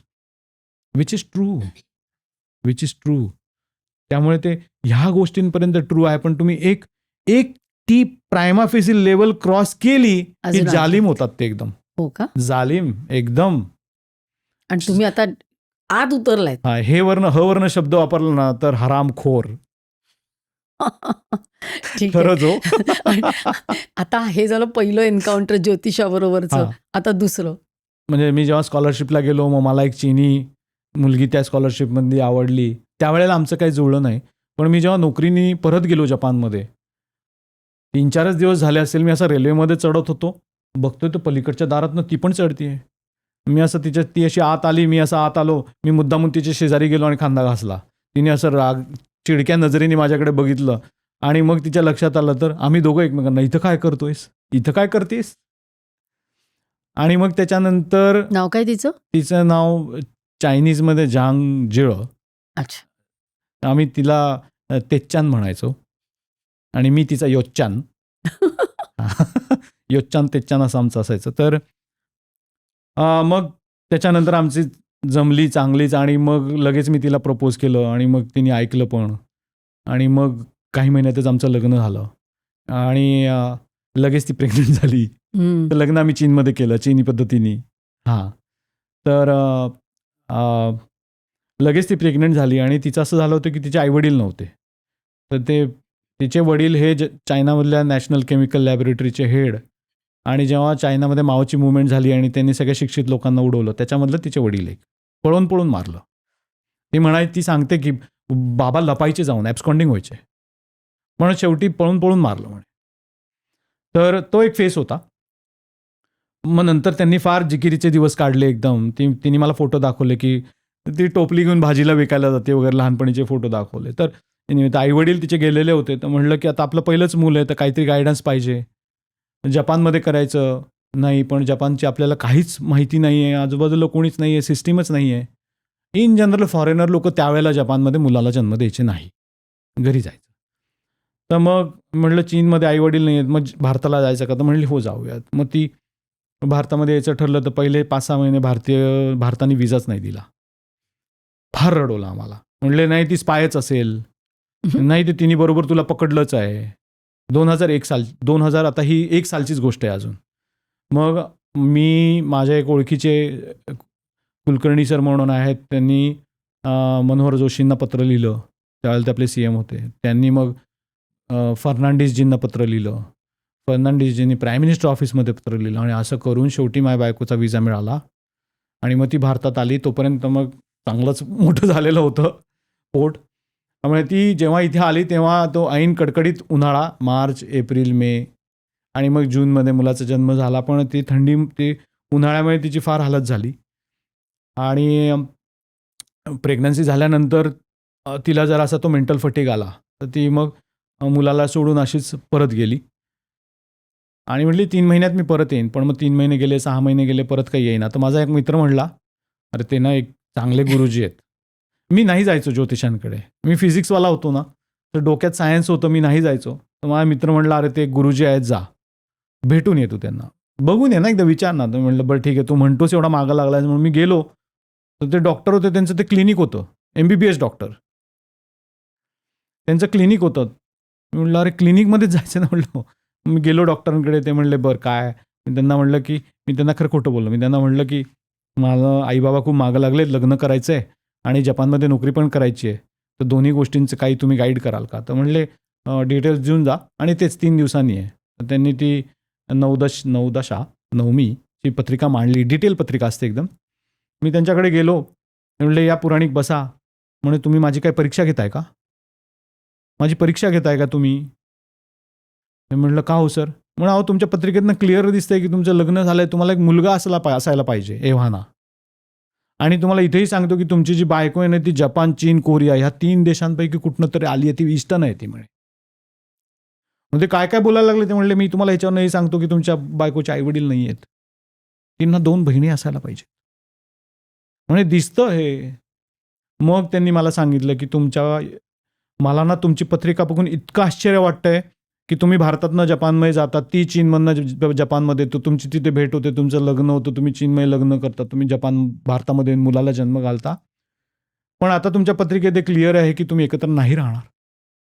आणि तुमच्या मुलाची पत्रिका मांडून बघूयात. मग त्यांनी मुलाची पत्रिका मांडली तर त्याच्यामध्ये ते म्हणले तुमच्या मुलाला जन्मापासून 12 वर्ष आईचं सुख नाही आहे. आणि लिटरली तसं घडलं. माझा मुलगा जेव्हा 12 वर्षाचा झाला तेव्हा पहिल्यांदा माझ्या बायकोचा मेसेज आला की मुलाला भेटायचे, ते पण का तर तिच्या मोठ्या बहिणीला कॅन्सर झाला, लास्ट स्टेज आहे, तिला मुलाला बघायचं. आणि आता तेव्हापासनं मग सगळा त्यांचा दोघांचा एक्सचेंज चांगलाच चालू आहे. मी जरासा बाहेर राहतो ब्रह्मचर्य. पण काहीतरी आहे त्या सायन्समध्ये असं मला खरंच वाटायला लागलं. मग खूपच. परत कधी ज्योतिष आणखीन मी नाही त्याच्यामध्ये डीप गेलो, कारण मी 1-2 वेळा मग नंतर जरा गुरुजींचं हे घेतलं होतं, पण मी नाही त्याच्यामध्ये खूप डीपमध्ये गेलो, कारण की ते डिपेंडन्सी होऊन जाते असं वाटलं. आणि तिसऱ्यांदा पण असं घडलं होतं ना? हां, अजून एक असा एक महत्त्वाचा क्षण आला, पण तो जरा अजून आधी आला होता. ते असं की मी तुम्हाला म्हटलं की आमच्या बाबांचं फक्त एकच होतं की मी मिलिटरीत जावं आणि मेडल लावावे. आणि माझं असं झालं की मी प्रयत्न केला. मी भरपूर प्रयत्न केला. बाबांनी खूप त्याच्याकरता मदत केली. आणि जेव्हा 12वी झालो, तर 12वीत एक असा क्षण आला माझ्या आयुष्यामध्ये 11वीतच, की ज्याच्यामुळे माझा खूप भौतिकशास्त्राकडे, फिजिक्सकडे कल वळला. आणि मग मी जेव्हा 12वी झालो तेव्हा मी बाबांना म्हटलो की बाबा की मला फिजिक्स करायचं आहे. तर त्यावेळेला NDA पण माझं हुकलं. तर बाबा खूप दुःखी होते. म्हणजे ते जपानी ॲडमिशन घे वगैरे ते सगळं चाललं होतं, पण NDA फायनल ते सगळं फेल ते त्याच्यानंतर झालं. तर बाबा माझ्याशी साधारणपणे वर्षभर तरी बोलत नव्हते नीट, फेस टू फेस. बरेच. तर एक दिवस मी आमच्या आत्याकडे गेलो होतो आणि माझा आतेभाऊ होता, तर त्याला मी म्हटलं, अरे की बाबांचं आणि माझं काही नीट होत नाही आहे संवाद, ते चिडलेत माझ्यावर. म्हटलं बरं ठीक आहे. तर त्यांनी पुन्हा तेच केलं की त्यांनी मला विचारलं की तुझं काय रे, जन्मतारीख काय तुझी? तर त्यांनी मग त्याच्यावरनं मग आमच्या बाबांना बोलवलं. त्यांनी अभ्यास केला थोड्या वेळ. त्याच दिवशी बाबांना बोलवलं, म्हटलं मामा, अरे तुझा हा मुलगा आहे ना, हा मिलिटरी करता नाही आहे त्याच्या ह्याच्यामध्ये. तो जिकडे कुठे जाईल ना त्याला तिकडे जाऊ दे, सगळं व्यवस्थित होणार आहे. आणि मग खरंच त्या ह्यानी बाबांनी ॲक्च्युली ते समजून घेतलं. कोणीतरी बाहेरनं हवं होतं आमच्यामध्ये, कोणीतरी एक दुवा. आणि तो एकदाच आमच्या दोघातला प्रॉब्लेम सुटला. मग म्हणजे असं आलं की मला ना त्या काळामध्ये जपानी पण खूप चांगलं यायला लागलं. मी बाबांना म्हटलं की बाबा मला ना जपानी खूप मला मजा यायला लागली आणि मला ह्याच्यामध्ये अजून शिकण्याकरता मला एक डिक्शनरी घ्यायची आहे, त्याची किंमत जास्त आहे, ₹700, पण एकदा मदत करा. तर ते मला त्यावेळेला नाही म्हटले होते. तोच राग तो होता त्यांच्या मनामध्ये. मग तो एकदा ते भावानी सोडवल्यानंतर मग तो सुटला. नीट झालं सगळं. पण असंही झालं की मग नंतर मग मी कॉलेजमध्ये मी NCC पण करायला लागलो. मग शनिवार रविवार NCCला जायचो. त्यामुळे मग बाबांना जरा ते एक जरा हायसं वाटायला लागलं. आणि NCCमधनं नंतर माझं पायलट ट्रेनिंग करता सिलेक्शन झालं आणि त्याच वेळेला मला जपानीची स्कॉलरशिप मिळाली. तर आमचे जे NCCचे स्क्वॉड्रन लीडर होते ना, मी त्यांच्या समोर जाऊन असा उभा राहिलो. त्यांना म्हटलं की सर आपसे कुछ पूछना है. तर म्हटले जवळ ये. म्हटलं आता काहीतरी खायच्या शिव्या. म्हणे क्या हुआ? तो म्हटलं सर मेरे को पायलट ट्रेनिंग के लिए सिलेक्शन हुआ है और ये जापान जाने के लिए भी ऐसा हुआ है. तर ते म्हटले योगी और पासा. काय थोबाडीत वगैरे वाजवतात का काय आता? नाही, त्यांचं कसं असतं की आप मिलिटरी में हो, येस नो ये आपको डिसाइड करना है इन दिस. असं डिस्टर्ब्डमध्ये उत्तर मिळत नाही ह्या स्टेटमध्ये तुम्ही राहू शकत नाही फॉर अ मिलिटरी मॅन. मला म्हणले अब मैं जो तुझे बताऊंगा ना वो किसी को बताना नहीं है, it's just a secret between you and me. मैंने मेरा जॉब छोड़ दिया है. 25 साल मैंने सर्विस की एयरफोर्स में. अब मैं सिंगापुर एयरलाइंस ज्वाइन कर रहा हूँ. मैं दुनिया घूमूंगा अभी. अगर मेरे आज के मेंटल स्टेट में आजची माझी जी मनस्थिती आहे त्याच्यामध्ये जर का तू मला विचारत असशील सल्ला, तर जपानला जा, दुसरी पंख लाव आणि उड. पायलटच बनायची गरज असं काही नाही. आणि I decide to go to Japan. तर असे काही काही फारच चांगले क्षण आयुष्यात आले. खूप छान.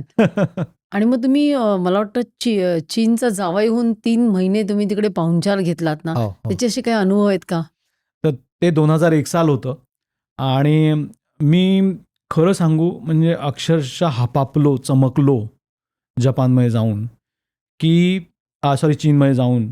माझ्या एक लक्षात आलं की तिथली जी सगळी फॅमिली सिस्टम आहे ती भारतासारखीच आहे. म्हणजे आजी आजोबांचं महत्त्व, सगळे एकत्र राहत आहेत, मस्त घरामध्ये गमतीदार सगळे स्वयंपाक करतायत. फक्त एक फरक होता की स्त्री पुरुष समानता खूप उच्च दर्जाची होती. आणि म्हणजे माझ्या बायकोनी मला तिकडे राहताना नियम लावला होता की भांडी तर तुला घासायची. आणि that I saw in Chinese families की नवरे करायचे ते, असं नाही की बायकोनी स्वयंपाक करायचा आहे. तर ते एक खूप चांगलं पाहिलं मी तिकडे. दुसरं पाहिलं की कुठल्याही व्हिडिओ लायब्ररीमध्ये गेलात तुम्ही तर तिथे राज कपूरचे पिक्चर असायचे सगळे. आणि त्या लोकांना भयंकर भारताबद्दल प्रेम होतं, भयंकर. माझ्याशी ते इतक्या प्रेमाने वागायचे लोक, नॉट बिकॉज की मी एका चीनीशी लग्न केलं आणि त्यांचं जावई झालो, पण इन जनरल ते मला म्हणायचे, अरे तुझ्या भुवया किती सुंदर आहे, तसं हात लावायचे अनोळखी लोक. आणि खूपच खूपच चांगला पाहुणचार मिळाला. सगळ्यांनी खूपच प्रेम दिलं. मला खूप आवडलं चीन. आणि एक मजेदार गोष्ट की संध्याकाळी त्यांच्याकडे ना लोक जमायचे आणि बागांमध्ये सगळे असे एकत्र नाच कर, डान्स कर वगैरे, तसं सोशल डान्स वगैरे. तर खूपच मस्त आहे. अजूनही चीनमध्ये तुम्ही गेलात तर त्या गोष्टी बघायला मिळतात. सकाळी बागेत सगळे जमतात आणि थायची करतात, योगाचा प्रकार त्यांचा. आणि संध्याकाळी मग तेच बागेत जमतात आणि त्यांचे ते सोशल डान्सेस वगैरे करतात. हे अजूनही चीनमध्ये बघायला मिळतं. पण चीन खूपच सुंदर आहे. तेव्हा पण ॲडव्हान्स्ड होतं का म्हणजे? हो, मी त्यांची म्हणजे बायकोच्या बरोबर मी त्यांची शेती बघायला गेलो. मग त्यानंतर मी तिथली शहरं बघितली. म्हणजे जपानच्या अगोदर चीनमध्ये सिंगल कार्डवर तुम्ही रेल्वेत बसू शकत होता, तुम्ही बसमध्ये बसू शकता आणि तिकिटाचे पैसे नाही द्यावे लागायचे, फक्त ते कार्ड लावायचं. 2001 साली. जपानमध्ये ही सिस्टीम 2005 साली आली. आणि मॅन्युफॅक्चरिंग वगैरेमध्ये त्यावेळेलाच चीन 1980च्या दशकापासूनच मॅन्युफॅक्चरिंगमध्ये खूपच पुढे गेला होता. किंवा बिल्डिंग कन्स्ट्रक्शन, रोड कन्स्ट्रक्शन अप्रतिम. तुम्हाला चीनमध्ये जर का कुठे रस्त्यावर खड्डा दिसला ना, तर तुम्ही म्हणायचं की हा चीन नाही आहे. तिथं अमान्यच आहे ह्या गोष्टी, अमान्यच. मला तर वाटतं गोळ्या घालत असतील. हो, रस्त्यावर खड्डा असणं शक्य नाही आहे त्यांच्याकडे, शक्य नाही. पोलीस कधीच लोकांना त्रास देताना मी पाहिलं नाही. माझी बायको म्हणायची की नाही, कधीच आडवे येत नाहीत ते कोणालाच. तिथे लोकशाही नाहीये, तिथं लोकशाही नाही त्यांच्याकडे, ती डिक्टेटरशिप आहे. हां, डिक्टेटरशिप आहे. पण ती फार पॉझिटिव्ह डिक्टेटरशिप आहे, निगेटिव्ह नाही आहे त्याच्यामध्ये काही. ते आपण जे मीडियामध्ये वगैरे चीनबद्दल ऐकतो ना, ते सगळ्या झूट गोष्टी आहेत, झूट. माझी बायको स्वतः प्रोफेसर आहे. तिला प्रोफेसर म्हणून इतका मान दिला जातो, ती नॅशनल युनिव्हर्सिटीची प्रोफेसर आहे, तर तिला इतका मान दिला जातो की त्यावेळेस ती म्हणते मला तांदूळ घ्यायला, टॉयलेट पेपर घ्यायला सुद्धा मला माझे पैसे नाही वापरावे लागेल, सगळं मिळतं सरकारकडनं, सगळं फंडेड आहे. तिला घर दिले सरकारने राहायला. एज्युकेटर्सला खूप व्हॅल्यू देतात आता चीनमध्ये, भयंकर व्हॅल्यू देतात, खूप मान आहे. म्हणजे आपल्याला दिसतं चीनचं ते थोडं वेगळं एक रंगवलं जातं ना. नाही, अजिबात नाही. मी तर म्हणतो सगळ्यांनी जाऊन बघावं चीन. अजिबात नाही, खूपच व्यवस्थित वेल डन देश आहे. तिथे असताना फक्त एक जाणीव झाली की माझ्या बायकोला सुद्धा, ती एवढी शिक्षित आहे पण तिला चीन आणि भारतचं युद्ध झालं हे माहिती नाही आहे. त्यामुळे त्यांची मेंटॅलिटी डिस्टर्बच नाही आहे की हा आपला दुश्मन देश आहे म्हणून. त्यांच्या पुस्तकात नाही आहे कुठेच. त्यांना शिकवलंच जात नाही, ते बोललंच जात नाही कुठे की चीन आणि भारताचं युद्ध झालंय म्हणून. कमाल आहे. हो, तर that is also not good. पण द अदर साईड इज की सामान्य माणसाला भारताबद्दल तेढ नाही आहे. अच्छा, नाही आहे. माझ्या बायकोच्या घरात तर कोणाकडेच मी तसं काही बघितलं नाही, किंवा त्याचे मित्र भेट कुठे. इनफॅक्ट मी ज्याला विचारलं ते म्हणायचं आम्हाला हे सगळं माहितीच नाही आहे काही. त्यांना पण राज कपूरचे पिक्चर माहिती होते, अमेझिंगली. तुम्ही आता मला वाटतं व्हिएतनामहून आलात आणि परत तिकडे जाताय ना. हो हो. तर व्हिएतनाम हे तसंच आहे साधारण की ते पण म्हणजे ॲडव्हान्स्ड आहे? कारण आपल्याला असं वाटतं ना भारतात राहून की व्हिएतनाम म्हणजे गरीब देश आहे. तर ते किती ॲडव्हान्स्ड आहे? नाही, व्हिएतनाम पण कसं आहे की त्यांची तयारीच फार उशिराने सुरू झाली. कारण अमेरिकेने तिथे जाऊन जो काय सगळा गोंधळ घातला तो संपेपर्यंतच 1980 उलटलं. त्याच्यानंतर मग त्यापुढे त्यांनी देशबांधणी सुरू केली, देशनिर्माण सुरू केला. आणि आज जर का तुम्ही तिथे जाल तर त्यांनी म्हणजे आता त्यांच्या सुरुवातीला जर आता मी त्यांच्या एअरलाईनमध्ये बसलो ना, तुम्हाला सांगतो एअर इंडियापेक्षा तर खूपच चांगली सर्व्हिस होती. त्रासच देत नाहीत, अजिबात नाही देत. त्यांच्या लोकांना म्हणजे अरे तू हे जास्तच सामान झालं, अरे हे कमीच सामान झालं, हा मोठाच डब्बा झाला, काहीच नाही, जे येते ते घेत आहेत आतमध्ये, एकदम कॉपरेटिव्ह. मी म्हटलं आयला हे आजच होत असावं का, पण नाही, पण ती सगळी तशीच त्यांची नॉर्मल सर्व्हिस चालू होती आणि कोणीच त्रास देत नव्हता कुठल्याच काउंटरवर. मग एअरपोर्टवर जाल तुम्ही, एअरपोर्ट इतका व्यवस्थित केलेला आहे त्यांनी, सुंदर एकदम, खऱ्या अर्थाने इंटरनॅशनल, खऱ्या अर्थाने सगळीकडे लाईटिंग व्यवस्थित, लोक अशी रिकाम टिकडी बसलेली नाही आहेत गप्पा मारत कुठेतरी, काहीच करत नाही आहेत. काहीतरी करतात हे बघितलं मी तिथल्या लोकांमध्ये. जपान्यांचंही तसंच आहे, चीनियनचंही तसंच आहे, काहीतरी करत राहतात. त्याच्यानंतर तुम्ही शहरात जा, सगळं इन्फ्रास्ट्रक्चर व्यवस्थित बांधलेलं आहे, एअरपोर्टपासण्याची कनेक्टिव्हिटी एकदम क्लिअर आहे. आता ते कंजेशन थोडं थायलंडमध्ये, व्हिएतनाममध्ये सगळीकडेच तुम्हाला सकाळ संध्याकाळ मिळेल रश आवरमध्ये. पण इन जनरल आपल्याकडे म्हणजे तुम्ही मुंबई एअरपोर्टला गेला तर रात्री 2 वाजता जा, नाही तर 3 वाजता जा, संध्याकाळी 11 वाजता जा. ते तसंच आहे. तर ते जे आहे ते जर का व्हिएतनामसारखा देश मागून उशिराहून सुरू करून जर का तो आपल्या पुढे जाऊ शकत असेल, म्हणजे आज जर का तुम्ही चीनी कंपनीला एखाद्याला विचारलं की तुला भारतात जायचं की तुला व्हिएतनाममध्ये जायचं, ते डोळे झाकून व्हिएतनामला जाते. कारण आपल्याकडचा सरकारी राडा जो आहे तो तिथे कमीच आहे. आणि प्लस हे जी इन्फ्रास्ट्रक्चरची जी काय सगळी डेव्हलपमेंट त्यांनी केलेली आणि जी पॉझिटिव्हिटी आहे. परत जपान करता कसं आहे की व्हिएतनाम त्यांच्याशी दादागिरी नाही करणार किमान छोटा देश आहे म्हणून. सो ह्या गोष्टी खरं आपल्या देशाने खूप डोळसपणे बघितल्या पाहिजेत आणि आपल्याकडे एका वेगळ्याच भूमिकेने ह्या गोष्टींबद्दल आपल्याला त्याचं म्हणजे सोल्युशन काढता आलं पाहिजे. आता तुम्ही ना जपानमध्ये राहून सुद्धा मी एक बघितलं, मी तुमच्याबद्दल जे वाचलं ते, की तुम्ही भारतीय आणि त्याहीपेक्षा मराठी संस्कृती खूप जपली आहे. म्हणजे तुमच्या घराच्या वरच ते कल्चरल सेंटर आहे आणि महाराजांचा पुतळा वगैरे आहे. कसं काय एवढं काय म्हणजे असं बिनधास्तपणे तुम्ही कसं काय करता जपानमध्ये हे सगळं? हे सगळं मला वाटतं कदाचित मे बी नशीब असावं की हे माझ्या हातनं व्हायचं होतं म्हणून. मी हळूहळू या गोष्टींमध्ये असं करत गेलो की पहिले जपानीचे क्लास सुरू केले, मग एटिकेटचे क्लास सुरू केले, मग रेस्टॉरंट सुरू झालं. रेस्टॉरंट सुरू झाल्यानंतर असं माझ्या लक्षात आलं की शनिवार रविवार गर्दी व्हायचं एक कारण हे होतं की मी दुकानात असायचो आणि मी लोकांना कसं की मी नॉर्मली ऑर्डर घ्यायचो आणि सर्व करायचो आणि मग नंतर भांडी घासायची. एक स्वयंपाकाचं काम तर माझं नव्हतं. तर मी त्यांना प्लेट ठेवली न ठेवली की मी त्यांना काहीतरी एक कहाणी ऐकायचो. मग लोक तिथे यायला लागली की आपल्याला भारताबद्दल काहीतरी माहिती हवी आहे. मग जे बेसिक प्रश्न होते ना ते मी एक मॅन्युअलच बनवलं, प्रेझेंटेशन. ते फाईल बनवली एक. दुकानामध्ये भरपूर असे 10 फायली ठेवल्या की तुमचे जनरल प्रश्न ते पहिले तुम्ही हे वाचून बघा आणि मग त्याच्यावर प्रश्न असतील ते मला विचारा. मग ती जाणीव व्हायला लागली की ह्या लोकांना ऑथेंटिक माहिती हवी आहे. कारण की आत्तापर्यंत फक्त ट्रान्सलेशनच येते आणि ते वाह्यात ट्रान्सलेशन येते. ते पण काही जपानी जे टुरिस्ट म्हणून आले त्यांना काय वाटलं ते फक्त लिहित आहेत.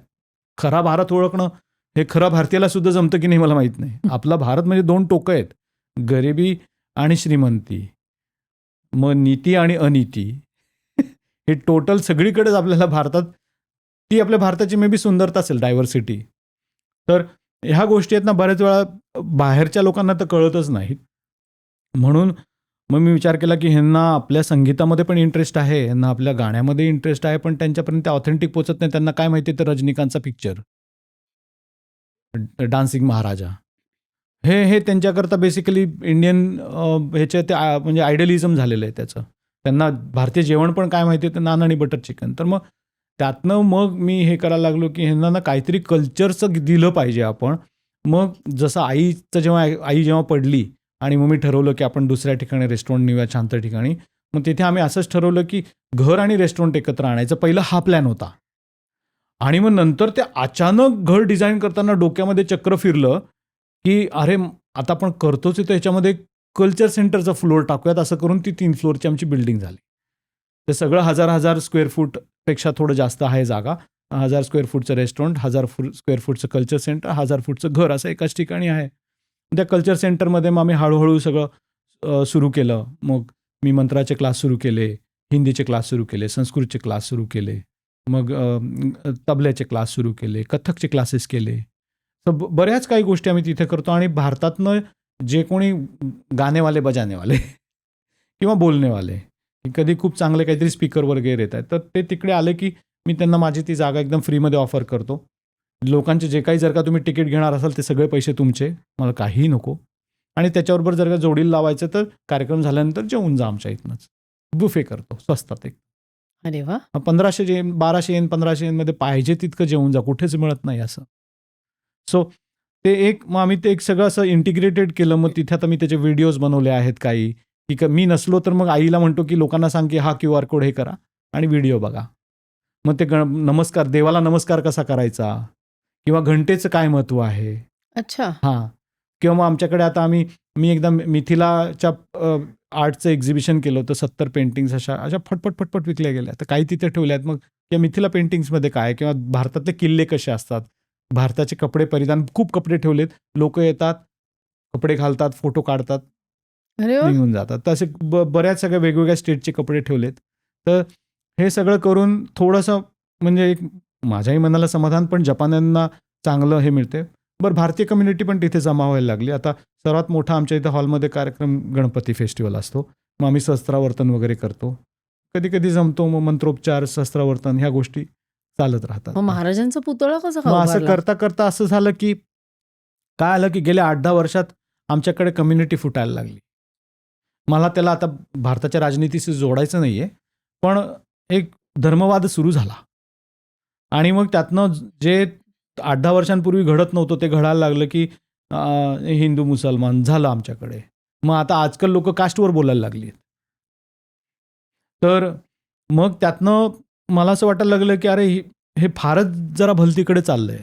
तर ह्याच्याकरता काहीतरी एक सिम्बॉलिक करता येणार नाही का? आणि जेव्हा ते सिम्बॉलिक जेव्हा लक्षात आलं तेव्हा मग आपोआप शिवाजी महाराजांकडे ओढ लागली, आपोआप. आता हे पण खरंच म्हणजे ते नॅचरल घडलंय, आर्टिफिशियल काहीच नाही त्याच्यामध्ये. मग तेवढ्यात एका संस्थेनी म्हणजे तिकडे काश्मीरमध्ये त्यांनी मूर्ती लावली होती, आम्ही पुणेकर म्हणून. मग त्यांच्याशी बोलणं झालं. मग ते अरे मग मूर्तीच लावूयात आपण.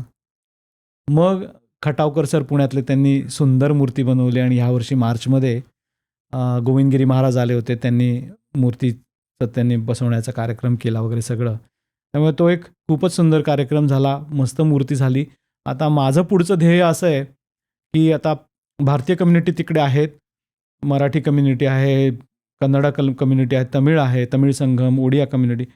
आमचं काय होतं की आम्ही वर्षातनं 1-2, 2-3 कार्यक्रम करत राहतो. आम्हाला हॉल घ्यावे लागतात. ते हॉल घेताना सुद्धा डिस्क्रिमिनेशन होतं. मग तुम्ही ते नाचत जाऊ नका, कारण मग ते स्टेज खराब होतं. मग तुम्ही ते ढोल वाजवायचे नाहीत. ते आजूबाजू, अरे हॉल तुमचा बंद हॉल आहे, तो साऊंडप्रूफ हॉल आहे. आम्ही ढोल वाजवलं तर बाहेर का त्रास होईल बरा? आमच्याच ढोलचा त्रास होतो त्यांना. मग आता आम्ही असं एक स्वप्न ठेवलं की आता महाराज येण्याअगोदरच स्वप्न आहे की आता आपण आपलाच हॉल बनवूयात, 500 सीटरचा एक हॉल बनवूयात. मग त्या हॉलमध्ये आपले सगळे जे भारताचे जे कार्यक्रम आहेत त्याचं आपण कॅलेंडर लावूयात आणि ते तसेच बनलेले आहेत, क्लॅश कधीच होत नाही. मराठी फेस्टिवलला कधीच केरडी फेस्टिवलची क्लॅश होत नाही, कोणाशीच होत नाही. ते तसेच बरोबर बनलेलं आहे. पण म्हटलं पण हॉलमध्ये कॅलेंडरच लावूयात. जानेवारी ही तारीख संक्रांती, जानेवारी ही तारीख उगादी लावूयात आपण तारखा. सगळे कार्यक्रम इथेच उद्या. आता असं झालंय की आता आमची मुलं लग्नाळू व्हायला लागली आहेत, आली आता वयाला. आता आम्ही जपानमध्ये आमच्या मुलांकरता तर स्थळं बघायला लागलो. त्यांची लग्नही तिथंच व्हायची आहेत. हक्काचा हॉल असेल एक, अरे आणि वा. तिथे हॉलच्या समोर महाराजांची मूर्ती विराजमान. वा वा वा, खूप हे छान. आमचं स्वप्न आहे. तर बघूयात आता की कशी टोटल साथ मिळते. साधारणपणे एक 50-60 कोटी रुपयाचं प्रोजेक्ट. 500 सीटर हॉल जर का तुम्ही भारतात बनवला तर लोक पहिले पैसे खातात, ते 200 कोटीहून जातात. पण आम्ही जपानमध्ये 50-60 कोटीमध्ये हॉल बनवायचं म्हणतोय आणि सगळं आम्ही एक्सटेरियर त्याचं डिझाईन वगैरे सगळं तयार केलंय. बघूयात आता महाराज कुठे नेत आहेत.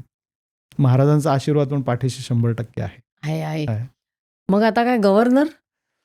आता एज्युकेशन फील्डमध्ये आता हे जे पडलो, आपला मगाशचा खरं तो विषय राहिला.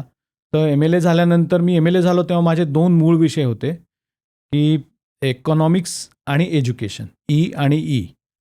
जपानीमध्ये केजाई आणि क्योइकू, तर के आणि के होतं. तर मी म्हटलं एज्युकेशनमध्ये पडायचं अजून एक कारण असं होतं की माझा मुलगा तो पहिले इंटरनॅशनल शाळेत जायचा. मग जेव्हा आम्ही जपानी नागरिकत्व घेतलं 2012 साली, तर म्हटलं की आता आपण इथंच राहणार आहोत, तर जरासा ह्याला जपानी टच पाहिजे ह्या पोराला. माझ्यासारखा नाही आहे तो.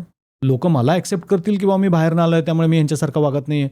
पण हा मुलगा इथेच वाढला आहे, ह्याला नाही ॲक्सेप्ट करणार. तर आम्ही त्याला जपानी शाळेत टाकला, पब्लिक स्कूलमध्ये 5वीत असताना. तो गेला, 5वी-6वी खूप चांगली झाली. मग जपानमध्ये कसं असते की 6वीपर्यंत प्राथमिक शाळा आणि मग त्याच्यानंतर 7वी ते 9वी ही माध्यमिक शाळा असते. तर तो माध्यमिक शाळेत गेल्यानंतर तिथे मुलं त्रास द्यायला लागली, शिक्षकांनी त्रास दिला त्याला, बुलिंग. त्याच्या एक शिक्षिका होती तिथे, इतकी टेडी होती, तिने त्याला खूप त्रास दिला. काय म्हणून? की तो नियमच पाळत नाही, तो जपानीच नीट बोलत नाही, तो असंच करतो, तो तसंच करतो, म्हणून त्याला वर्गाच्या बाहेरच उभं कर, त्याला शिकवूच नको, ती त्याची टेबल टेनिसची पण टीचर होती. मग तिथे काही ॲक्सिडेंट घडला की ह्याच्या नावावर ढकल. आणि मी ते प्रत्येक वेळेला प्रूव्ह केलं की ती चुकीची आहे म्हणून. मी तिला इतकं तिची विनवणी केली की बाबा तू हे असं त्रास देऊ नको, तू याला शिकव, तो चुकत असेल तो, पण तू त्याला शिकव. पण ती तशीच. शेवटी म्हणजे मी एज्युकेशन बोर्डामध्ये ते मॅटर नेलं आणि मग आम्ही खूप फायटिंग केली आणि तिला माफीनामा लिहायला लावला मी शेवटी. मग मी माझ्या मुलाला UK पाठवायचं हे केलं. पण एक तिथे लक्षात आलं की माझा मुलगा ज्या पब्लिक शाळेत जातोय ना, आपल्याकडे पब्लिक शाळांची परिस्थिती काय मला माहिती नाही, खूप लोक नावं ठेवतात. पण तिथल्या पब्लिक शाळेमध्ये जे नॉर्मल पब्लिक शाळा, सिम्पल, एलिट नाही, तिथं ते पुस्तक अर्धं पण शिकवत नव्हते. मी म्हटलं अरे माझी तर एकदम म्हणजे अशी बत्तीच उडाली की हा ॲडव्हान्स देश आहे आणि आपलं काय विचार होते आणि हे काय शिकवत आहेत. तर जपानचं शिक्षण असं आहे की त्यांना फक्त 10% लोकांना एलिट शिक्षण द्यायचं आहे. त्यांना ब्युरोक्रॅटिक ऑफिसर बनवा, त्यांना मिनिस्टर बनवा, त्यांना एम्बसीजमध्ये, एक्सटर्नल अफेअर्स मिनिस्ट्रीमध्ये त्यांना नोकऱ्या द्या किंवा त्यांना कंपनीचे बॉसेस बनवा आणि बाकीचे जे 90% मासेस आहेत त्यांना फक्त फॉलो द लीडर करायचे. तुम्हाला जे सांगितलं जाते ते करा. चीनसारखं थोडंसं. चीनमध्ये तरी बरं, त्याच्यापेक्षा बरं आहे जरा, नक्कीच बरं आहे. पण जपानमध्ये हे मॉडेल पूर्ण कंट्रीमध्ये फॉलो केलं जातं. तर मी MLA असताना मी आमच्या एज्युकेशन मिनिस्टरकडे गेलो, माझ्या त्या अख्ख्या एरियाच्या, की सर आपल्या एरियामध्ये आपल्याला 103 पब्लिक शाळा आहेत आणि मी जेव्हा माझा मुलगा जपानी शाळेत जायचा तेव्हा मी तिथं PT असोसिएशनचा मी हे होतो व्हाईस प्रेसिडेंट. तर मी तिथे पालकांना विचारायचो की तुम्हाला जर का मुलाला शाळेत घालायचं असेल तुम्ही कोणत्या शाळेत घाला. अख्ख्या 103 शाळांमधनं पालक फक्त 2च शाळांची नावं घ्यायची की ह्या 2 शाळा चांगल्या आहेत. बाकी सगळ्या शाळा त्याच की जिथे पुस्तक अर्धं पण शिकवत नाहीत. मग मी आमच्या एज्युकेशन म्हणजे आपल्याकडे कसं शिक्षण मंत्री असतात तसं आमच्याकडे एज्युकेशन सुपरिटेंडेंट असतो.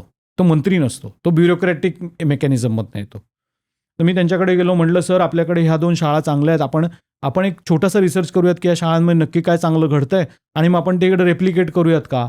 तर त्यांनी मला सरळ प्रश्न विचारला, योगीजी सगळ्यांना चांगलं शिक्षण देऊन काय करायचं आहे, त्यांना नोकऱ्या कोण देणार आहे.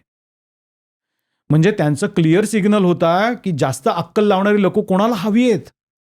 लोकांना कंपन्यांमध्ये सुद्धा, मी बँकेमध्ये नोकरी करायचो ना, मला हे लक्षात आलं की माझ्या बॉसेसला तीच लोक हवी आहेत हाताखाली की जे सांकामे आहेत. आणि जपानी हे सांकामेच आहेत. फक्त की ते एकमेकांमध्ये खूप चांगलं कम्युनिकेशन ठेवतात, सगळी माहिती एकमेकांमध्ये शेअर करतात. फक्त की त्यांच्यामध्ये सुरुवातीला प्लॅनिंग करायच्या लहानपणापासूनच त्यांच्यामध्ये ती सवय लावलेली असते. प्रत्येक गोष्टीचं ते प्लॅनिंग करतात आणि मग तिथनं ते उशीर होऊ देत नाहीत. आणि ह्या सगळ्या गोष्टींचा त्यांना खूप ओव्हर कॉन्फिडन्स आहे. बाकी ते टोटल सांगकामे आहेत, त्यांना काहीही नवीन गोष्टी करता येत नाही, क्रिएशन नाही, इनोव्हेशन नाही. ते काम फक्त त्या 10% लोकांचं आहे. आणि त्याचे रिपरकेशन्स आता आम्हाला जपानी सोसायटीमध्ये दिसतात की जपानची डेव्हलपमेंट सगळी स्लो झाली आहे आणि म्हणून माझ्यासारख्या लोकांची गरज आहे. तर 3 वर्ष झाली आणि मग माझ्यामध्ये ते आलं की चायला आता आपल्याला ना ब्युरोक्रेसीमध्ये जाऊन बघायचं आहे. तर त्या ब्युरोक्रेसीमध्ये गेलो आणि मग तिथे शिक्षणात गेल्यानंतर मग आता तिथे असं आहे की बाबा की आता मी तिथे आता मोटिवेशनल स्पीकर झालो आहे. प्रत्येक महिन्याला मी एक जपानच्या स्टेटमध्ये जातो. तिथले सगळे प्रिन्सिपल माझ्या समोर बसलेले असतात. त्यांना मी 2 तास नॉनस्टॉप मोटिवेशनल लेक्चर्स देत असतो. शिक्षण कसं असावं, तुम्ही जपान्यांना शिकवता शिक्षण कसं असावं, प्रिन्सिपल्सला, नॉर्मल जपानी नाही.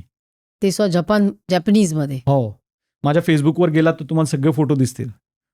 आता ह्या महिन्यात मी तिथल्या ह्योगो प्रिफेक्चर म्हणून, प्रिफेक्चर म्हणजे स्टेट, ते ह्योगो स्टेटच्या प्रिन्सिपल्सला सगळ्यांना तिथे बसवून मी लेक्चर देऊन आलो. तर इथनं परत गेलो की 11 जुलैला मी नागासाकी तर सगळ्यांना माहिती आहे, तिथल्या प्रिन्सिपल्सला आता माझं सेमिनार आहे. नाही, माझा प्रश्न असा होता की 5 वर्षांनी योगीजी म्हणजे योगेंद्रजी गव्हर्नर होणार का, तो प्रश्न तुम्ही अवॉइड केलेला आहे. म्हणून मी मुद्दामून परत विचारते की तुम्ही, कारण जॅपनीज लोक काही मराठी प्रोग्राम बघणार नाहीयेत. नाही, बघितलं तरी मी काय भीत नाही. शेवटी जे व्हायचं ते होणार. कधी होणार. आता ही जी पोझिशन आहे ही खूपच महत्वाची पोझिशन आहे आता. आणि ह्या पोझिशनमध्ये मी किती बदल घडवून आणतो त्याच्यावर खूप काही पुढचं ठरेल असं मला वाटतंय. तर मी हे जे आता माझं काम चालू आहे, पुढची ॲक्च्युली गव्हर्नरचं इलेक्शन यायला अजून एक, ह्या वर्षी गव्हर्नरचं इलेक्शन आहे. तुम्ही कुठल्या वर्षी लढणार? त्यामुळे मी पुढच्याला उतरायचा प्रयत्न करीन. 2026. येस. अरे वा 2020 पण मग त्या नाही नाही नाही दृष्टीने- सॉरी पुढचं 29? म्हणजे 29 हा. हा. मग वेळ आहे म्हणजे हा, वेळ आहे. मोर्चे बांधणीला हा, वेळ आहे. मोर्चे बांधणी मी सुरू केली आता ऑलरेडी. अरे वा. मी म्हणजे मी ज्या स्टेटमधनं उतरायचा विचार करतोय तिथे मी आता त्या स्टेटमध्ये तिथे वेगवेगळ्या सिटीज असतात त्या सिटीच्या खरं तर दैवी कृपेने परत असं झालं की मला बऱ्याच लोकांकडनं मलाच डिनरला बोलवलं जातं.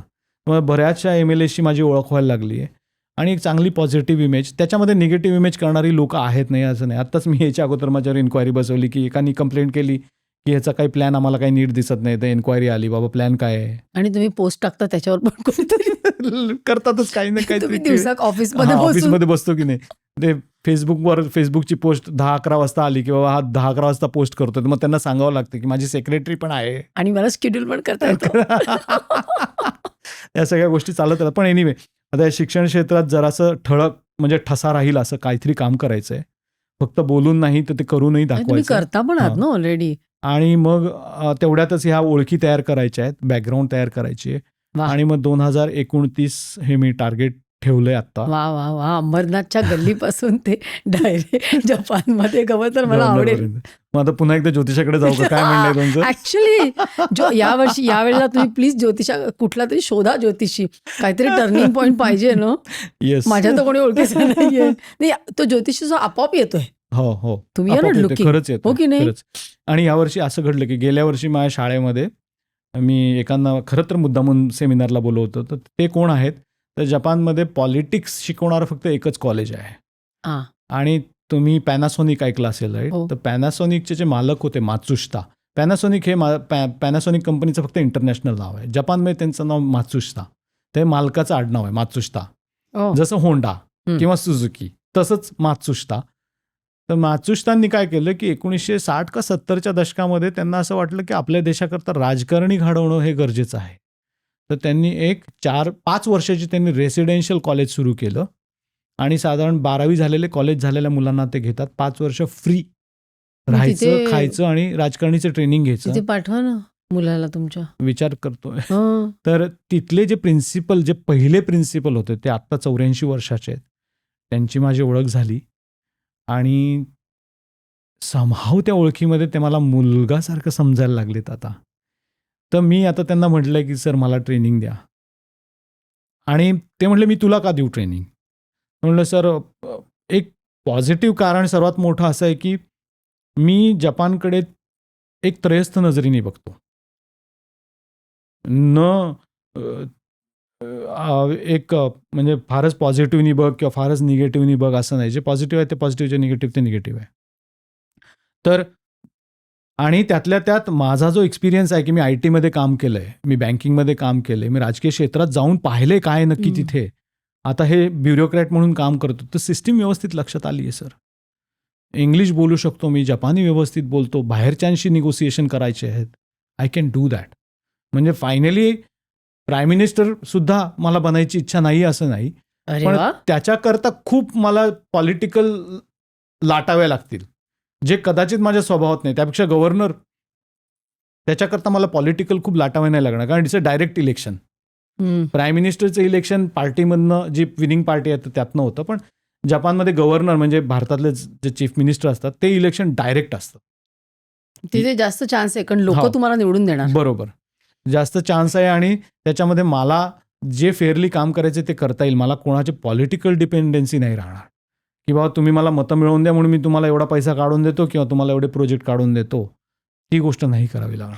गुड. आता एक शेवट आपल्या प्रेक्षकांना म्हणजे किंवा ही जी मुलं आहेत त्यांना तुम्ही काय सांगाल की सध्या असं चालू आहे की बापरे US मध्ये UK मध्ये नको जायला शिकायला, तिकडे नोकऱ्या पण नाही आहेत, तर भारतात राहावं का? कारण आपण म्हणतो ना उलटा ब्रेन ड्रेन चालू आहे. हो. तर तुम्हाला काय वाटतं की नवीन पिढीने भारतात राहावं का? शिक्षण कुठे घ्यावं? करिअर कुठे करावं? चीनचं उदाहरण देतो की चीनमध्ये खूप रिव्हर्स फ्लो आहे आता. US मध्ये गेलेले लोक चीनमध्ये आलेत, त्यांनी मोठमोठ्या कंपन्या बसवल्या आहेत. सपोज की आता EV मध्ये BYD म्हणून जी कंपनी आहे ती तशाच एका व्यक्तीची आहे आणि now it is the best EV vehicle. Best cars आहेत, मला आवडतात. तर भारतामध्ये तशी खूप संधी आहे. आपण जे FDI कडे वळतोय त्यापेक्षा आपल्या लोकांनी ॲक्च्युली सुरू करावं ह्याची खूप गरज आहे. त्याच्याकरता मी म्हणतो, मी जपानमध्ये हेच म्हणतो मुलांना की परदेशात नोकरी करायला जाण्यापेक्षा परदेशात तुम्ही बघायला जा की तिकडे काय आहे. जाणं गरजेचं आहे. आपली कॉम्पिटिशन कोणाशी आहे, किंवा आपण जर का भारतात बनवलं तर ते भारतातच नाही तर बाहेरही देता येईल असं काय करता येईल, मार्केट कुठं आहे, ह्या गोष्टी समजून घेण्याकरता खूप गरजेचं आहे. त्याच्याकरता तुम्ही शिकायलाही जाऊ शकता, तुम्ही थोडा काळ तिकडे नोकरी करू शकता. पण there is very big opportunity आहे, खूप मोठी संधी आहे की परत भारतात येऊनही तुम्ही करू शकता खूप काही. मी जपानमध्ये अडकलो, मी खरंच अडकलो, आणि जे माझं ते ज्योतिष सांगितलं होतं तसं मी तिथेच आहे.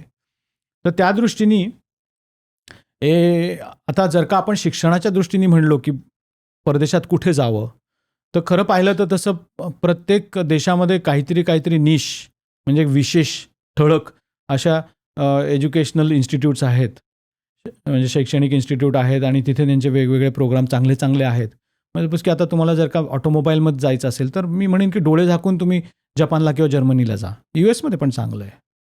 पण जर का तुम्हाला मॅनेजमेंटमध्ये काहीतरी करायचं आहे, किंवा ह्युमॅनिटीज म्हणजे आता इकॉनॉमिक्समध्ये काही करायचं आहे, किंवा सोशॉलॉजीमध्ये काही करायचं आहे, तर Japan may not be right destination.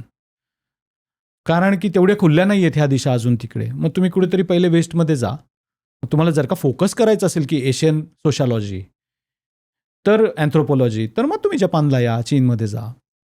पण त्या तुमच्या फील्डप्रमाणे तुम्हाला चॉईस करता येईल. एकदम हार्डकोर मेकॅनिक्स किंवा रोबोटिक्स अशा जर का विषयांमध्ये तुम्हाला करायचं तर जपानमध्ये हमखास या, डोळे मिटून या एकदम.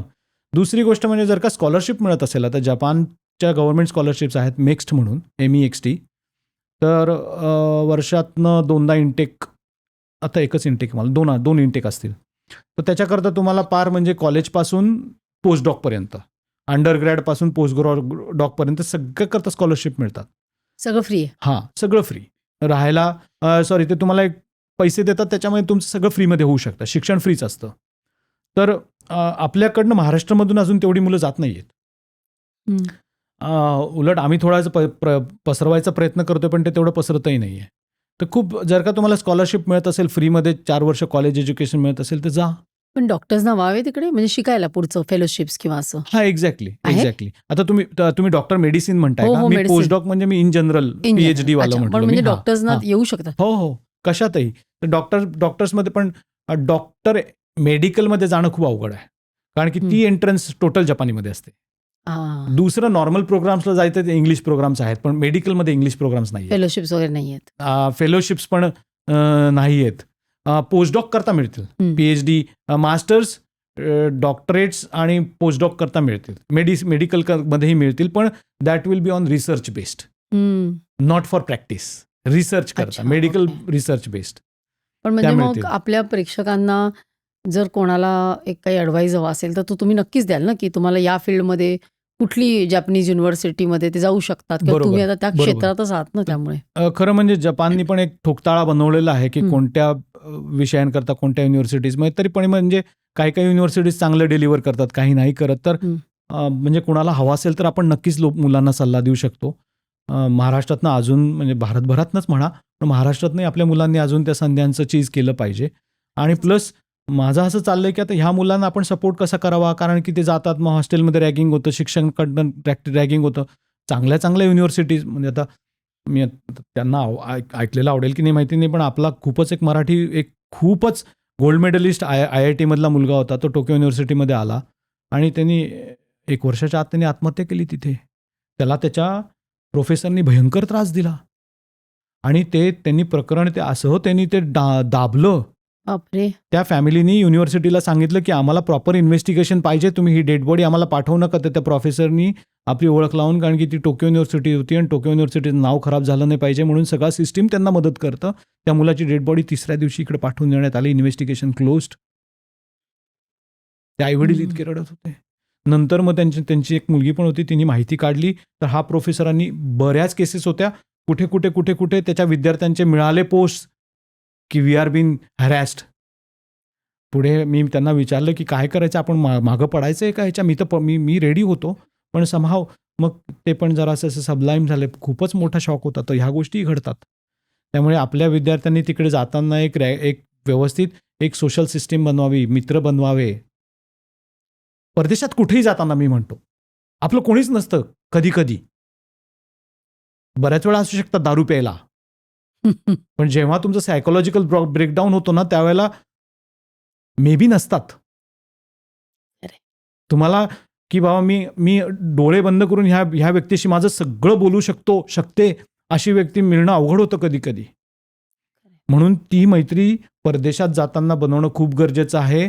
आईवडिलांनी पूर्ण माहिती ठेवणं गरजेचं आहे की आपला मुलगा आपली मुलगी कुठे राहतीये, पत्ता काय आहे, फोन नंबर काय आहे, जवळची खूण काय आहे, त्याचे सर्वात जवळचे मित्र कोण आहेत.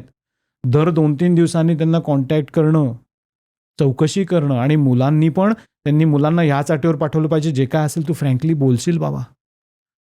परदेशात जाऊन काहीतरी विचित्र झाल्यानंतर मदत नाही करता येत. आणि तिकडे योगी नसतात. सगळीकडेच नसतात आणि योगी शेवटी सगळेच नसतात. बरोबर आहे. लोक लगेच पाठ दाखवतात.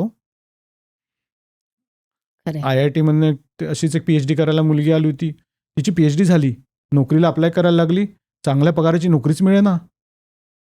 ब्रेकडाऊन, वेडी झाली ती, रस्त्यावर लोळली. अरे वा. पोलिसांनी तिला नेलं हॉस्पिटलमध्ये, मला कॉन्टॅक्ट केला. मी तिला 1 महिनाभर तिची ट्रीटमेंट, तिला जाऊन भेट. नंतर मग तिला म्हटलं की तो तर भारताला जा माझा, ऐक बाबा, आईबाबांकडे जा तुझ्या. गेली परत, तिचं सगळं ते घरातलं सामान ते सगळं मी फेकलं, साफ केलं पर्सनली. आज ती पण तेच म्हणते की you are god who came into my life. आज लग्न झालंय तिचं भारतात, ती एकदम सुखरूप स्थायिक आहे. एवढी मोठी सेवा करताय तुम्ही खरं म्हणजे मला लग्नाची पत्रिका पाठवली, म्हणली तेव्हा योगीजी बिना आपके तो शादी होनी नाही आहे. वा वा, खूप छान. तुम्ही इकडे आलात त्याबद्दल खूप खूप धन्यवाद. खूप छान छान ऐकायला मिळालं. आणि खरं सांगायचं तर जपानबद्दलचं मत थोडंसं बदललं पण आहे. पण तुम्ही जे कार्य करताय, म्हणजे तुम्ही म्हणता मी जपानमध्ये अडकले, पण मला असं वाटत नाही. मला असं वाटतं की तुम्ही एका कारणासाठी तिकडे आहात आणि तुमचं एक काहीतरी एक ध्येय आहे, म्हणजे राजकीय आहे, सामाजिक आहे, एक शिक्षण क्षेत्रामध्ये बदल घडवून आणण्याचं ध्येय आहे. ते तुम्ही नक्की कराल, यासाठी तुम्हाला सदिच्छा सर्व काही टीमकडून, माझ्याकडून. आणि गव्हर्नर झालात की पॉडकास्टवर यायचं. धन्यवाद. माझे तुम्हाला, तुमच्या संपूर्ण टीमला, सगळ्यांना माझे अगदी मनापासून आभार. आणि आता हे विषय कसे लोकांपर्यंत पोचतायत आणि त्यातनं ते काय घेत आहेत, हा महत्त्वाचा मुद्दा आहे. आपण खरं खूप काही काही बोललो. हो, आणि हो. त्याचा उपयोग नक्की होणार आहे, हो. नक्की होणार आहे लोकांना. तर पुन्हा एकदा थँक्यू सो धन्यवाद. मच. नमस्कार. तर प्रेक्षको, आज खूप काही काही सांगितलं. मी त्यांना योगीजीच म्हणणार आहे आता. खूप कार्य त्यांचं आहे आणि अगदी हिरिरीनी करतायत, धाडसानी करतायत. कारण दुसऱ्या देशात जाऊन त्यांना वेठीला धरणं सोपं नाही आहे. मला असं वाटतं तुम्हीसुद्धा ह्याच्यातनं बरंच काही शिकाल. तुम्हाला जर काही माहिती हवी असेल जपानबद्दल, किंवा तिथे तुम्हाला स्कॉलरशिप्स हव्या असतील, फेलोशिप हव्या असतील, काही करायचं असेल किंवा नोकरी हवी असेल, तर मला वाटतं योगी आपल्याला नक्कीच मदत करतील. आजचा एपिसोड तुम्हाला नक्की आवडला असेल. लाईक करा, जास्तीत जास्त लोकांना शेअर करा आणि सबस्क्राईब करायला विसरू नका. पुन्हा भेटूया पुढच्या वेळी असाच खास विषय घेऊन, अशाच खास पाहुण्यांसह सर्व काहीमध्ये.